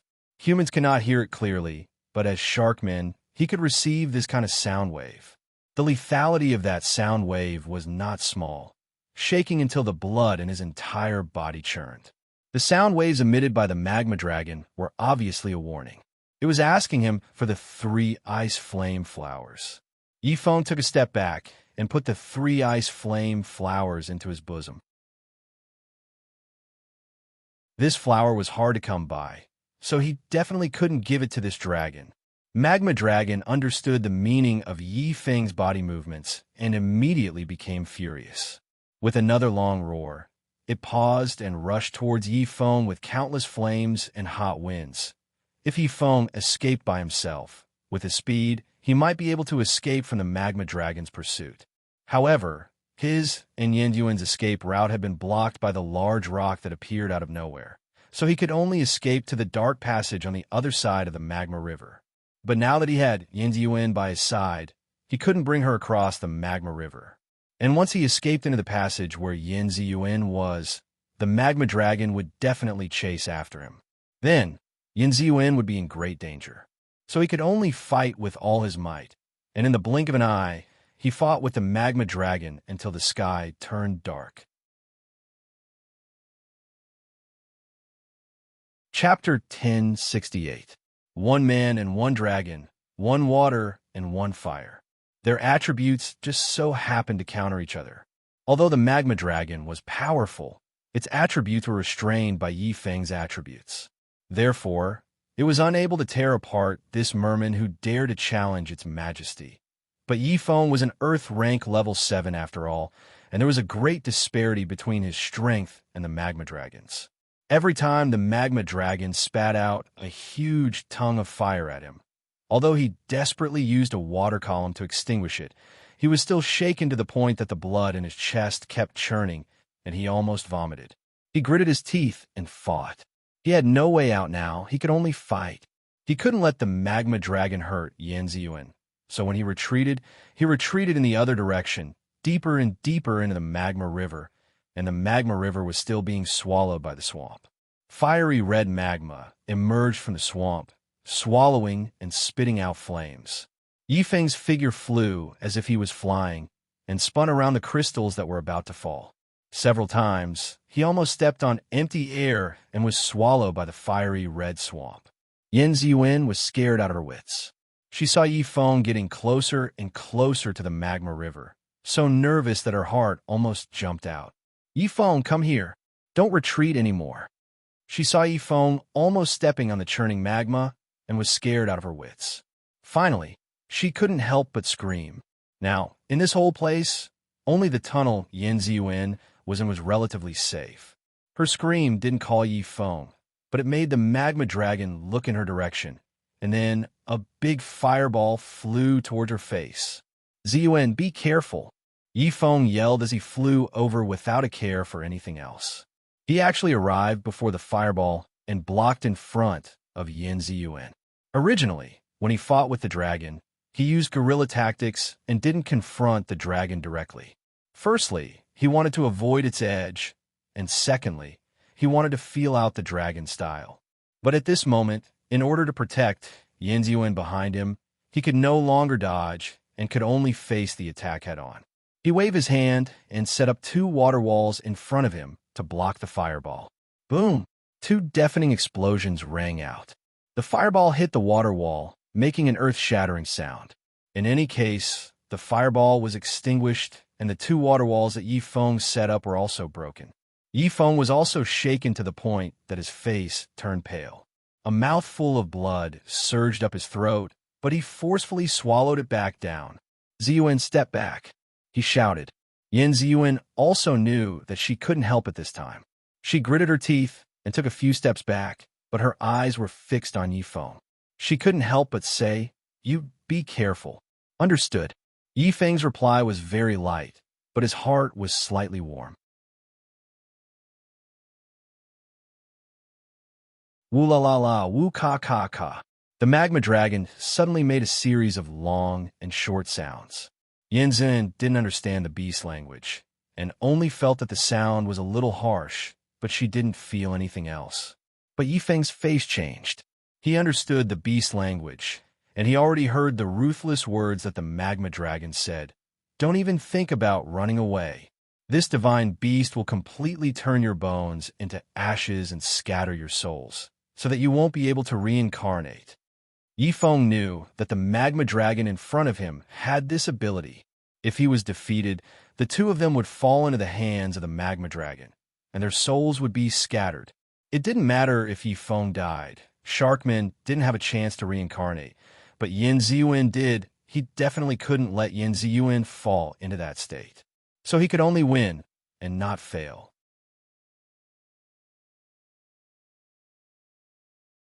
Chapter 1069.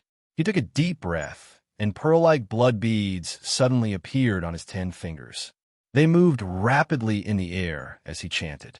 In the blink of an eye, a blood talisman was formed in the air. The blood talisman was beautiful, but it had an ominous aura. The blood talisman spun in the air and went directly into Yi Feng's body. Yi Feng's face turned pale and then red.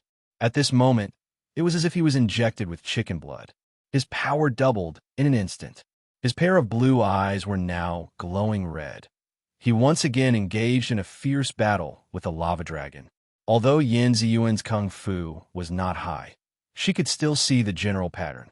She was surprised to find that Yi Feng, who had already fallen into a disadvantageous position, seemed to have been injected with great vitality in an instant. His whole body was in high spirits, and the water column and ice blades he shot out were getting bigger and sharper, forcing the magma dragon to retreat step by step. The magma dragon was naturally unwilling to give up and fought back with all its might. A man and a dragon fought together, dazzling the onlookers. They were fighting so fiercely that the whole cave was shaking and rumbling. Countless crystals fell down and melted in the magma. The magma surged and overflowed, like a tongue of fire wantonly engulfing the entire cave. Yan Ziyuan could not help but take a few steps back, but she was shaken to the point where she could not stand. The whole scene was like the end of the world. The beautiful crystal cave had now become a purgatory on earth. It was a sea of fire, and the temperature in the air was rising sharply. In the blink of an eye, it had risen to an unbearable level. Yan Ziyuan could no longer calm down and watch the fight. She began to dodge the falling crystals. The high temperature made her vision hazy. The water in her body seemed to have evaporated, and she became weak. She tried her best to retreat, but the oxygen in the air seemed to be getting less and less. Her limbs were weak and her mind was in a daze. Finally, she collapsed to the ground. Her head was buzzing, and her vision turned black. The darkness was spreading rapidly. A huge crystal above her head began to shake because of the fight. It was on the verge of falling down. Before she fainted, she saw the lava dragon collapse and Yi Feng arrive, bathed in blood. Yan Ziyuan slowly regained consciousness. She slowly opened her eyes. There was absolute darkness in front of him. He couldn't even see his own fingers. No matter how hard she blinked, it was useless. Could it be that she was blind? A huge wave of panic swept over her. She clawed around with both hands, trying to grab something to calm the panic in her heart. His entire body was burning, and the pain was intense. He must have been accidentally scratched by the falling crystal. His calf seemed to be fractured. Every time he moved, he felt a piercing pain. She tried to move, but found that her body seemed to be stuck somewhere, and she couldn't move at all. He was buried alive. What about Yi Feng? What about Yi Feng? She was so flustered that she couldn't help but call out, Yi Feng. The moment she spoke, she felt that her voice was extremely hoarse and her throat was burning with pain. No one responded. Yi Feng, where are you? Only her own voice was still echoing in the air. Yi Feng, you're here, right? Don't scare me. Her voice even sounded like she was about to cry. The surroundings were dead silent. It was so quiet that she could hear her own heartbeat. It was as if she was alone in a huge, empty tomb.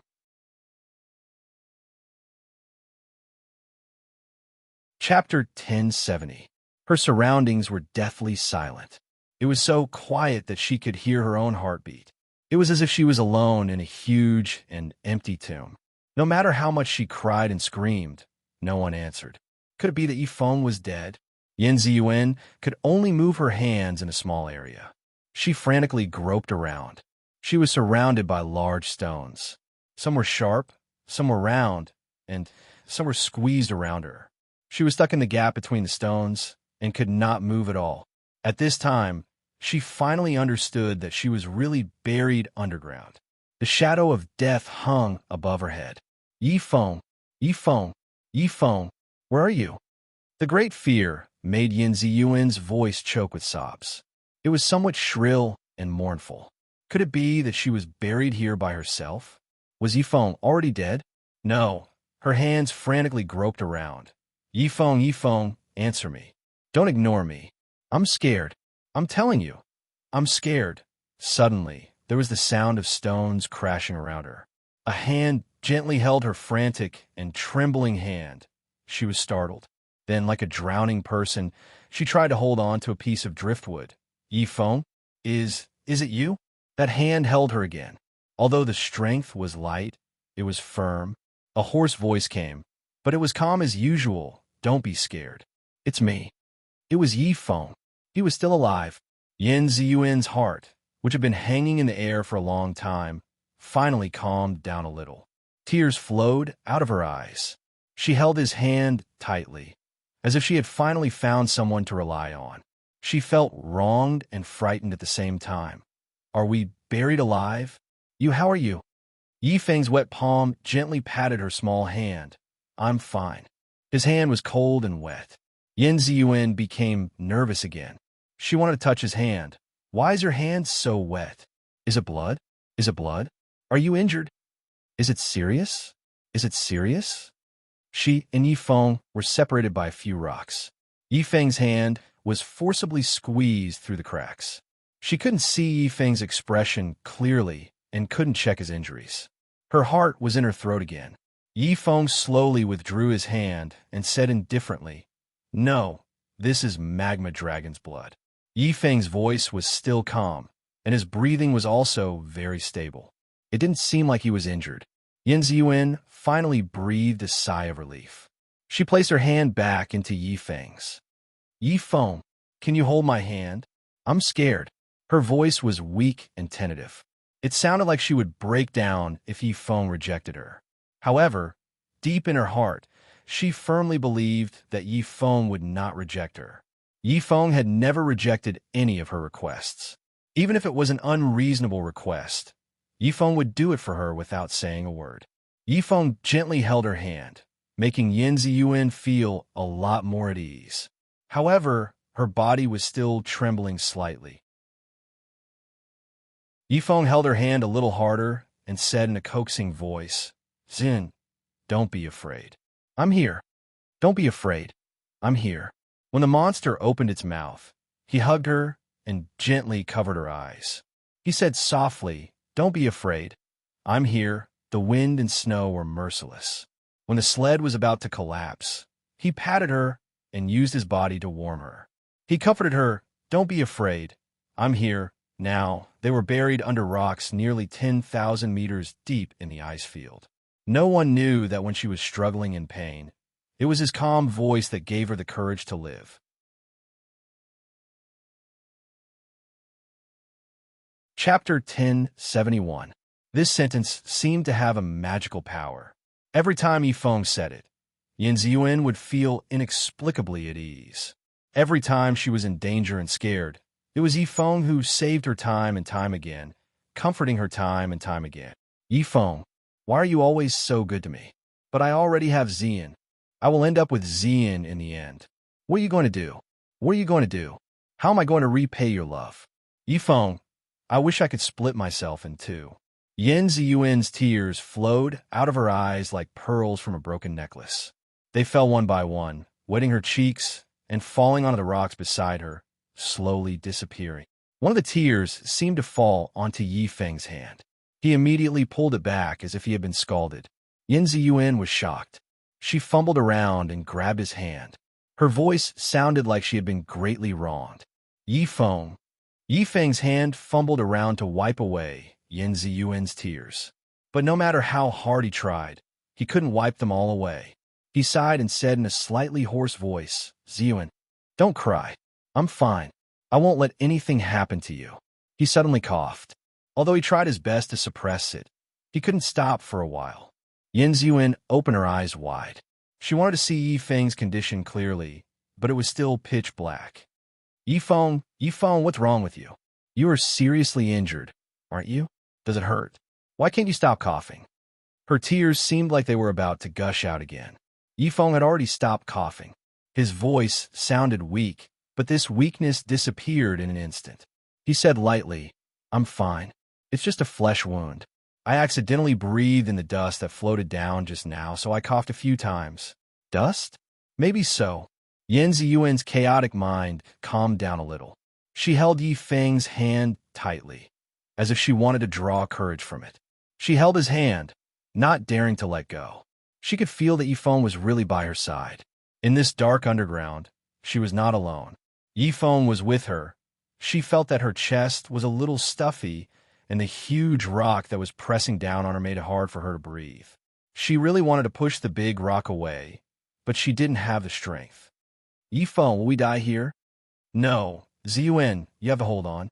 You can do it. Yi Feng's voice sounded a little rushed. But this is several thousand feet underground. You're also trapped. We are buried here. How can we get out? Yan Ziyuan's voice was filled with helplessness. Master Han and Miss Ning will come. And don't be discouraged. This space was very small, and it was sealed by rocks. After a while, the oxygen began to run out. Yan Ziyuan gradually felt cold.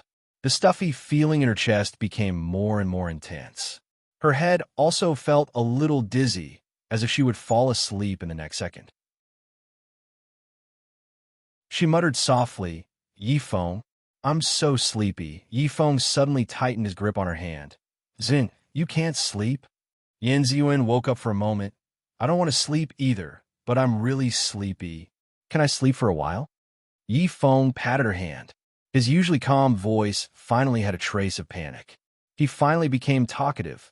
Ziyuan, you can't sleep? If you sleep, you won't be able to wake up. Think about your family. They are waiting for you at home. Your husband is still outside the cave.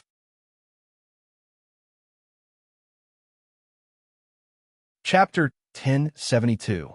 Yi Feng seemed to be in pain when he said the last sentence, but it was replaced by anxiety in an instant.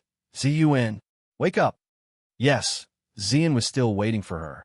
Yan Ziyuan forced herself to be awake and repeated over and over again.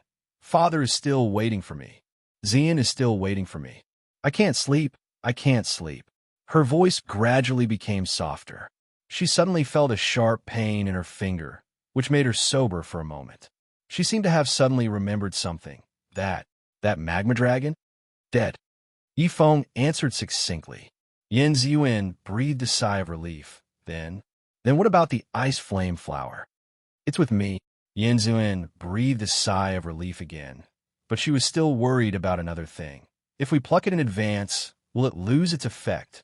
Ning Shumal once said that after plucking the flower, it must be consumed within 2 hours for it to be effective. No, I have a way to keep it fresh. Yi Feng was silent for a moment and answered. Yan Ziyuan seemed to have sensed something. Guilt welled up in her heart, and she didn't say anything. Her dizziness became worse, and her eyes wanted to close again. Ziyuan, you can't sleep. Yi Feng held her hand tightly again. Yan Ziyuan forced herself to be awake. Yes, I won't sleep. I won't sleep. Her voice gradually became softer, suddenly became louder, and then gradually became softer again. Again and again, it could be seen that Yan Ziyuan was fighting against sleepiness. However, her voice became softer and softer, and finally, it was close to a murmur. The lack of oxygen for a long time made her a little confused. The reason why she was still holding on was that there was a trace of faith in her heart supporting her. Yi Feng kept shaking her hand. Zin, wake up. Hold on a little longer. Shuamal and the others will arrive soon and save you. Yan Ziyuan's consciousness was almost blurred. She only heard half of Yi Feng's words.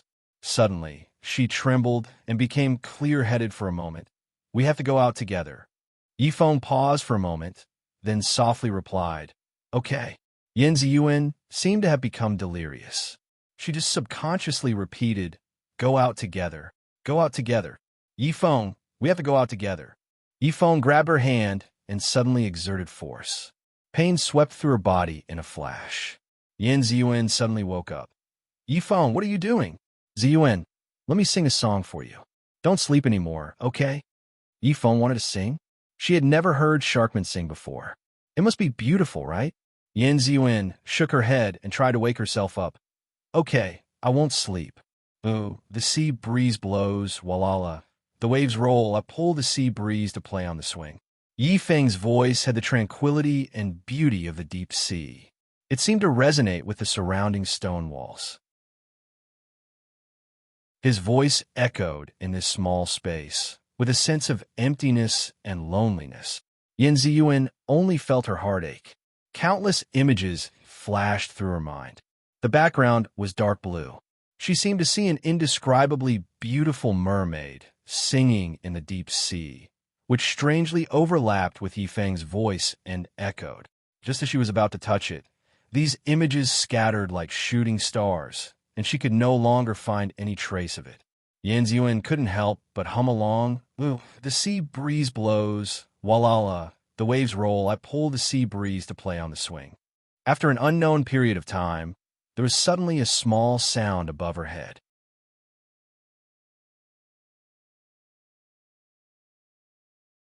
Chapter 1073. After an unknown amount of time, there was a sudden strange sound from above. Yin Ziyuan was already in a semi-conscious state. Her hand was held again, but this time the strength was much lighter. Ziyuan, wake up. Xiuema and the others are here.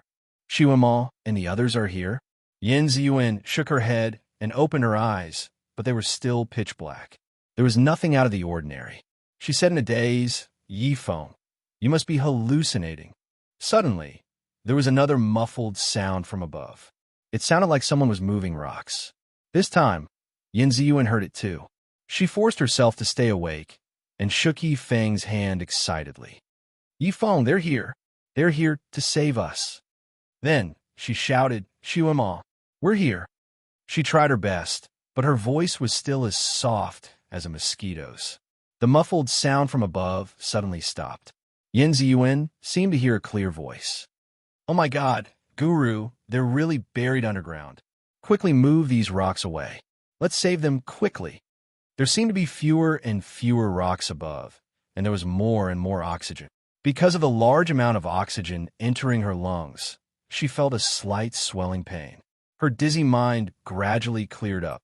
Finally, a ray of light shone in, dispelling the lonely darkness. Then, the light became brighter and brighter. Yin Ziyuan closed her eyes in discomfort. When she opened them again, she saw Ning Xiuema's bright eyes. Ziyuan, are you okay? Yin Ziyuan looked at Ning Xiuema's delicate face and suddenly felt like a lifetime had passed. Was she saved? She didn't know how long she had been buried underground. It had been so long that she thought she was going to die, but she was suddenly saved. She felt like she was in a trance. The next second, she was ecstatic at being saved. At this moment, she almost wanted to cry. She suddenly turned her head. Her delicate face was full of surprise. Yifeng Wei. Yin Ziyuan's voice stopped abruptly. She finally saw Yifeng's hand clearly. She could only see one of his arms. That arm was badly mangled and stuck between the cracks of stone. Only one hand was still intact, but it was also pale and motionless. Yin Ziyuan screamed and then desperately tried to dig at the rocks around the arm. Yifeng? Yifeng, answer me. There was no reply. Yifeng, we're saved. Can you answer me? Yin Ziyuan's heart almost jumped out of her chest. She screamed as she tried to dig out the stones. I'll get you out. The lower half of her body was still stuck in the crack of the stone. This sudden turn of the body caused her unbearable pain, but she was completely unaware of it. Only a huge panic filled her heart. It can't be. It can't be. Yifeng must have fainted. They were saved. When Ning Xiuema saw the color of Yifeng's fingers, her heart sank to the bottom. She quickly moved away a few more crystals. Then she jumped down and landed beside Yin Ziyuan. She then felt the pulse of that hand. There was no pulse. Yifeng. Ning Xiuema's face was pale. She quickly dug out the stones that had almost buried Yifeng. The wounds on Yin Ziyuan's hand split open and soon dyed the rocks red. She seemed to not feel it. Her body trembled violently and her face was pale. Yifeng. Yifeng. Answer me. No one answered. Yin Ziyuan's voice was trembling. Yifeng, don't scare me.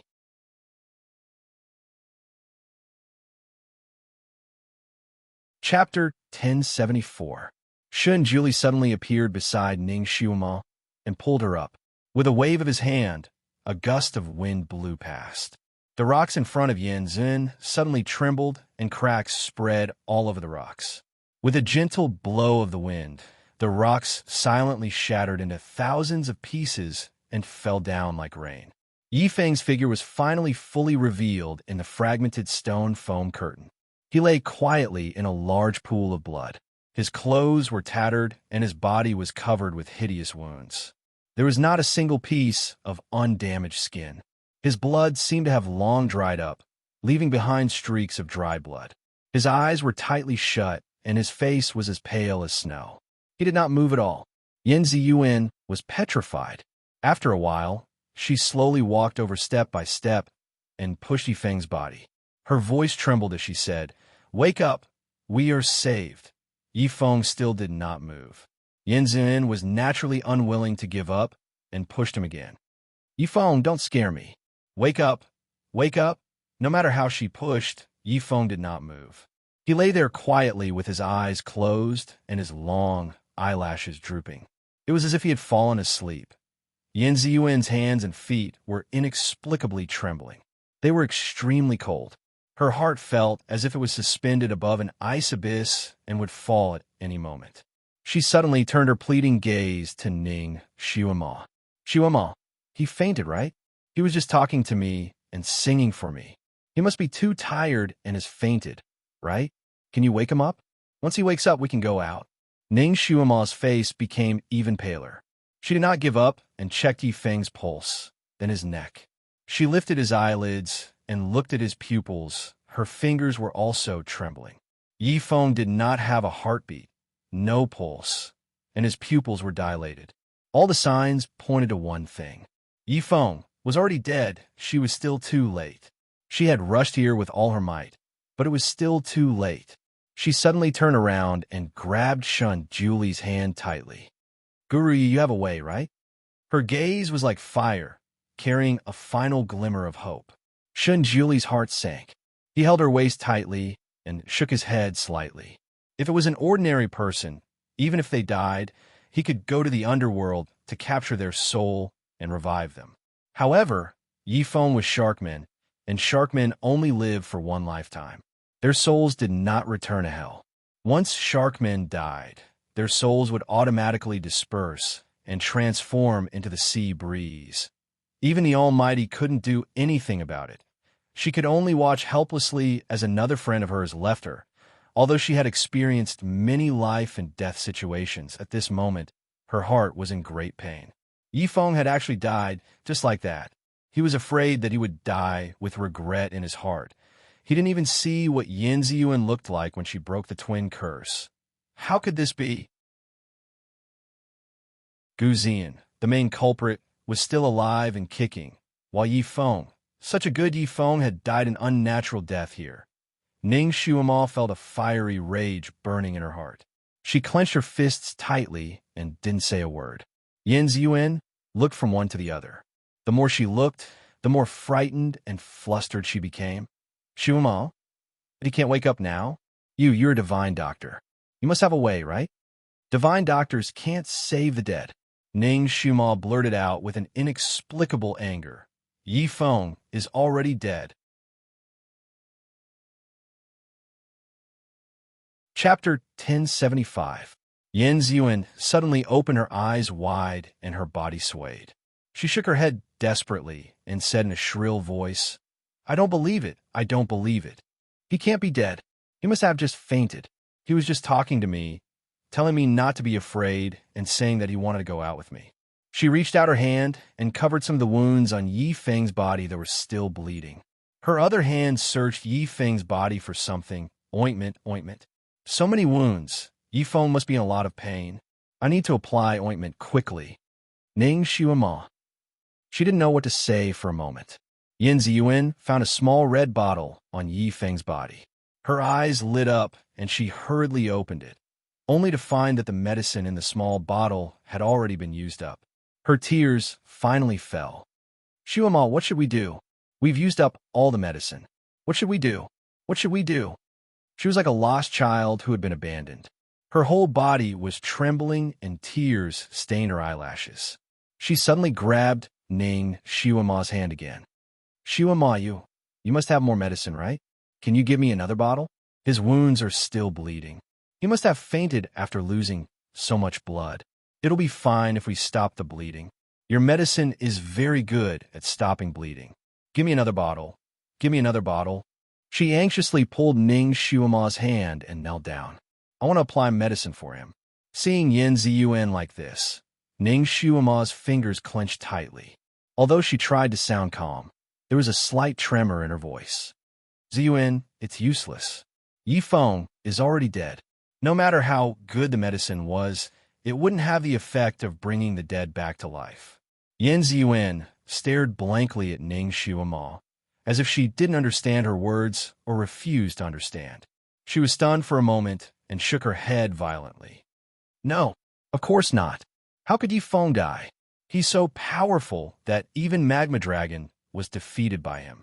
Shun Juli suddenly said, Magma Dragon is at Earth rank level 9, and Yi Feng is only at level 7. He used the weapon dismemberment technique. His cold voice resounded in the narrow space, but it was exceptionally clear. It also awakens Yin Ziyuan's somewhat confused mind like the morning bell and evening drum. Dismemberment by force? Yin Ziyuan raised her head with tears in her eyes and asked subconsciously, What do you mean? Ning Xiuma's heart skipped a beat. Her gaze fell on Yi Feng. Yi Feng's blood had almost dried up, and his fingers were stiff sure enough. It was the symptom of dismemberment. She was a smart person. Previously, when she and the Almighty entered the collapsed cave, they found the corpse of a magma dragon.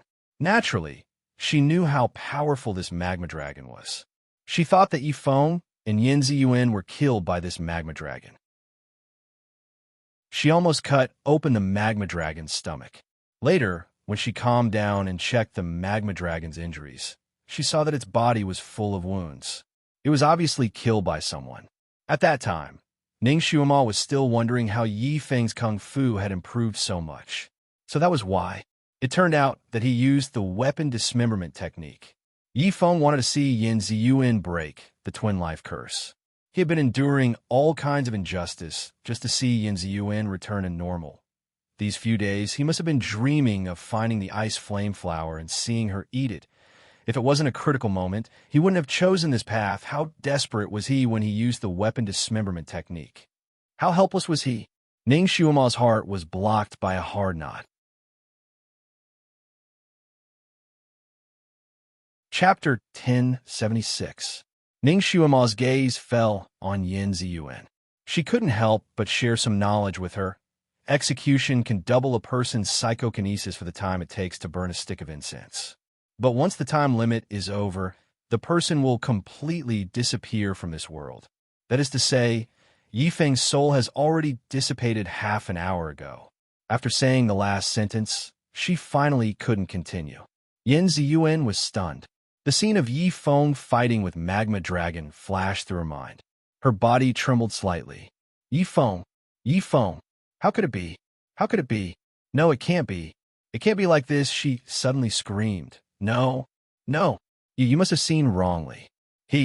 How could his soul dissipate? He was clearly talking to me and even singing for me. Just now when you guys came, he even reminded me that I was saved. How could it be half an hour ago? You must be lying to me. I don't believe it. Ning Xiuma. Her heart became even heavier and more stifled. Yi Feng should have died the moment Magma Dragon died, but his soul had been holding on. He kept talking to Yin Ziyuan until the rescue team arrived.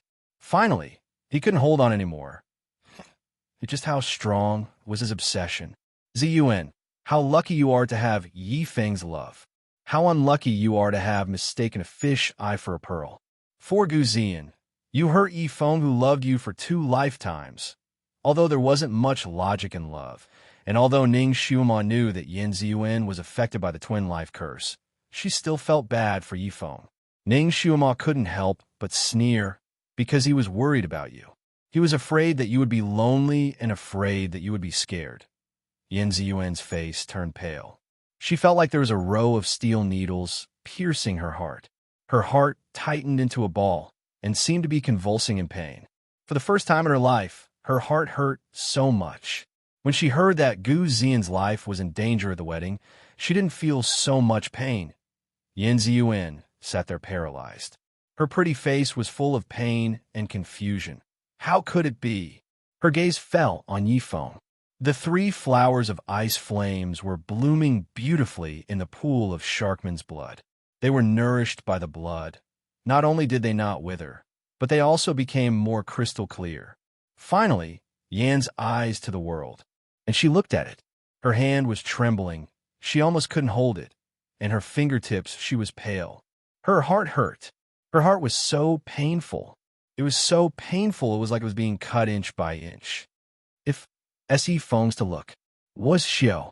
If Xiao, Yi Feng's to snatch the flowers when the swamp appeared, he wouldn't have died. The flowers were the main culprit. She wanted to destroy them. She wanted to crush the flowers of ice flames with her fingers. Ning Xuema was quick. She tapped on Yin Ziyuan's wrist.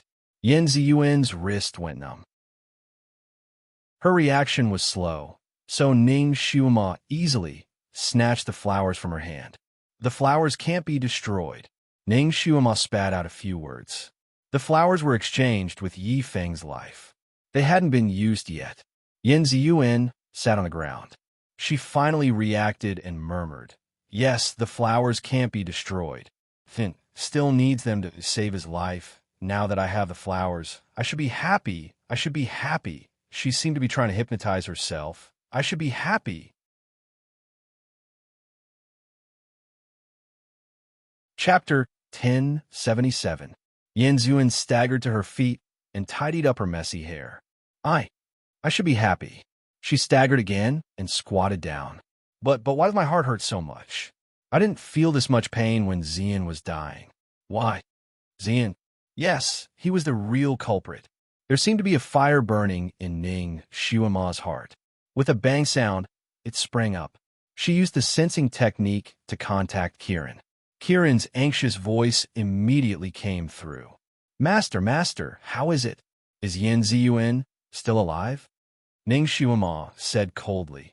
Little Apple, kick that scumbag down. Kiran had long disliked that scumbag, so she agreed very quickly. Yes, master. Gu Zian was waiting anxiously on top. Suddenly, he saw Kiran striding over with an unfriendly aura. He immediately took a step back. What's wrong? You contacted. Before he could finish his words, the little Qilin had already kicked him down the ice crack. Go down and take a look yourself. Gu Zian screamed as he rolled down the cliff. After he landed, his face was pale. He was so scared and in pain that he couldn't stand up. When he came back to his senses, he saw Ning Xuema standing beside him with a cold face. She was holding 3 beautiful flowers in her hand. You found the flower of ice flame. He was about to reach out to take it when he suddenly felt his arm go numb. Then, he froze there, unable to move. He opened his eyes wide in fear. He wanted to shout for help, but he found that he couldn't make a sound. Ning Xuema ignored him. She waved her hand and formed a wooden blade. She directly cut Gu Zian's arm. Blood instantly gushed out and dripped onto the flower of ice flame. Ning Xuema patiently waited for each petal to drink the blood before she turned and left. Speaking of which, it was strange. The petals were clearly stained with blood, but after a short while, the blood had seeped through and disappeared. The petals still looked fresh and clean. Ning Xuema handed the flower of ice flame to Yin Ziyuan and said calmly, Ziyuan, eat this flower. Yin Ziyuan was stunned. She muttered, Why are you giving it to me? Isn't Ziyan sick? Ning Xuema looked at her. The one who's sick is not him. It's you. Gu Ziyan put the twin curse on you. Only this flower can cure it. Yin Ziyuan looked even more confused. Twin curse. That's right. You'll understand everything after you eat this flower of yours. When the time comes, what you choose to do will be up to you. Ning Xuema said. Yifeng once wanted a result. He couldn't see it now, but the flower that he risked his life to get should still work. It could be considered as a comfort to Yifeng. Yin Ziyuan took a step back. Her gaze fell on the flower, and then she slowly turned to look at Gu Ziyan. Gu Ziyan's face changed when he heard Ning Xuema's words. He was as pale as death. He was fooled. It turned out that they came to understand Yin Ziyuan's twin curse. He wanted to tell Yin Ziyuan not to eat it, but Ning Shuima sealed his acupoints. He couldn't say a word. He could only watch as Yin Ziyuan slowly reached out and took the 3 flowers. Then she slowly lowered her head and ate the flower of ice flame. It's over. Gu Ziyan couldn't stand anymore. He sat on the ground with a plop. Ning Shuima felt a moment of regret when she handed the flower to Yin Ziyuan. Once Yin Ziyuan broke the twin curse, recovered her memories, and saw Yifeng die for her, what would she do?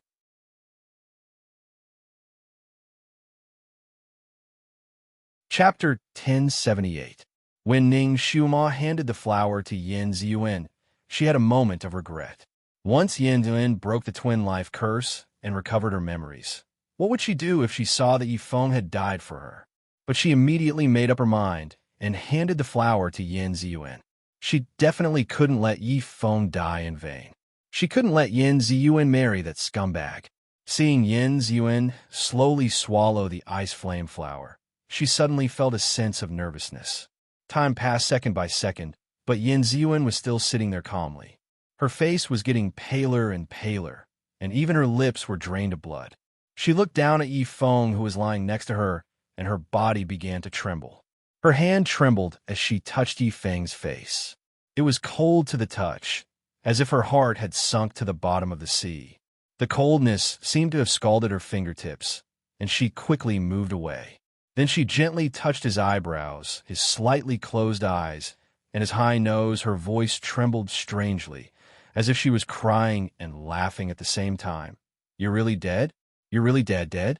Her fingers trembled violently, but she stubbornly tried to feel his breath. Her face was getting paler and paler, and her eyes were getting bigger and bigger.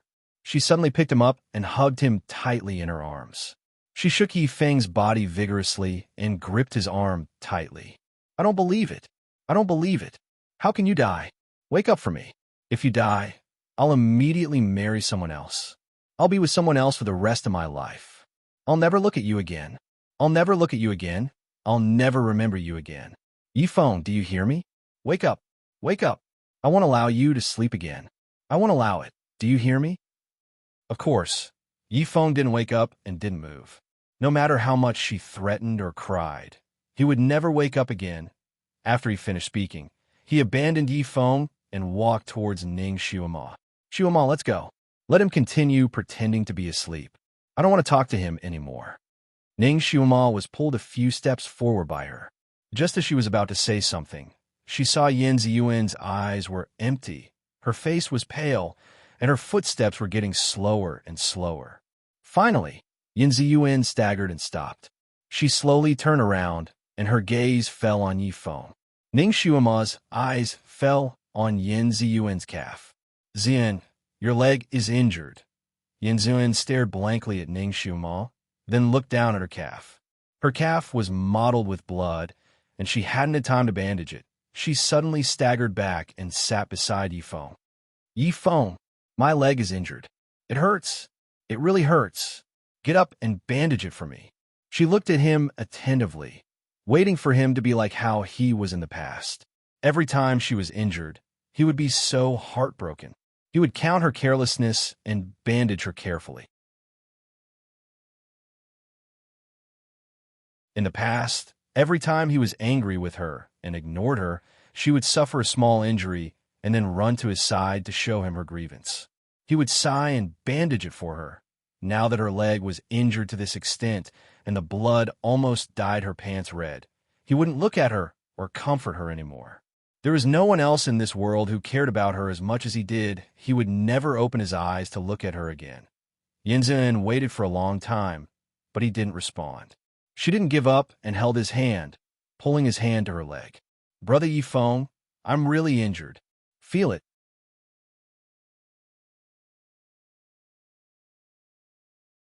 Chapter 1079.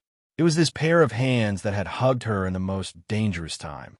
One of his hands had covered her eyes, telling her not to be afraid. Now, his hands were passively placed on her thighs, and he would not bend his hands to protect her anymore, She was overwhelmed by a huge pain. She suddenly hugged him again, as if she had a blood feud with him. She hugged him so hard that her fingertips turned white. I know. You must be taking revenge on me, right? You hate me for leaving with another man. So you used your death to take revenge on me, right? Yin Ziyuan was extremely abnormal at this moment. Her cheeks were red, and her body was shivering because of the cold. She bit her red lips so hard that they were bleeding, but her eyes were shockingly bright. You were wrong first. You didn't tell me that you were not my biological brother. You made me feel abnormal. I tried my best to shift my feelings away from you, so I let myself fall in love with that man. I tried my best to hypnotize myself to fall in love with that man. Ning Xuema was stunned. She seemed to be talking about the matter between Yi Feng and Yi Yu. Yin Ziyuan continued as if she was crazy. I went ashore with him, but I missed you so much that I was scared. I didn't marry that man because I couldn't let you go. I tried my best to escape back to the sea. I wanted to return to your side, even if I had to be your sister forever. I accidentally found out the truth that you were not my brother. I was so happy, angry and happy at the same time. I swam in the sea like a mad woman. She choked for a moment. I tried my best to come back. I swam for 3 days and 3 nights without sleep. But you got engaged with another woman. You wanted to marry another woman. You wanted to marry another woman in front of me. I was so angry. I said I wanted to be a human. I asked you to help me beg the sorcerer of the mermaid tribe. You know I'm afraid of pain the most. I thought you wouldn't bear to let me do the operation. But you agreed in the end. Yi Feng, do you know how scared I was at that time? How desperate I was? I think you really don't want me anymore. Yin Ziyuan was like an abandoned child. Her voice began to tremble. During the operation, I was in so much pain. I screamed in pain. I wanted you to come in and see me. But you didn't come. Yi Feng, you actually didn't come. I bled so much. I was in so much pain. I cried so much. But you still didn't come. At that time, I was really desperate. I wanted to die. Instead of watching you marry someone else, I'd rather die in that operation. Yi Feng, it's all your fault. It's all your fault. I just want to take revenge on you. I want you to watch me marry someone else in this lifetime and become someone else's wife. I will ignore you for the rest of my life. This is your retribution. Retribution. Did you hear that? At that time, I swore that I would never fall in love with you again, that I would never be your sister again. Her voice was intermittent, with one sentence after another. The more Ning Xuema listened, the more alarmed she became. Yin Ziyuan had really recovered Yi Yu's memories. How could this be? Didn't the twin life curse only remove the curse that Gu Ziyan put on her? Why did it have the ability to recover her previous memories? She looked at Shun Juli with a questioning gaze. Shun Juli also frowned slightly and transmitted his voice to her. Sharkman's blood has some unexpected miraculous effects. Perhaps her recovery of her previous memories has something to do with the flower absorbing Yi Feng's blood.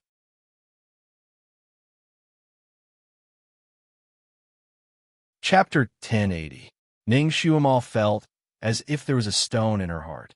She couldn't help but take a step forward. Ziyuan. Yin Ziyuan didn't respond at all. She was completely immersed in the memories of the past. She smiled bitterly. Yi Feng, I swore to cut off all ties with you at that time. Since you could watch me die, why did you come to me again? It wasn't easy for me to forget you. She laughed out loud, but her laughter was full of sorrow. Yi Feng, you're so cruel. You didn't let me go even when you died. I can't be more cruel than you. I can't be more cruel than you. How could you do this to me? She laughed until her face was full of tears, wetting Yi Feng's clothes. Blood mixed with tears fell together, like a demonic flower blooming. She cried like a child who had been wronged. Brother Yi Feng, I'm Ayu. She threw herself on Yi Feng and cried until her whole body trembled. Brother Yi Feng, wake up. Ayu is back. Don't you want me anymore? Don't you want me again? At the end of her words, she suddenly spat out a mouthful of blood, sprinkling it on the front of Yi Feng's clothes. Ning Xuema was shocked. She couldn't let Yin Ziyuan go on like this. If she went on like this, she would go crazy.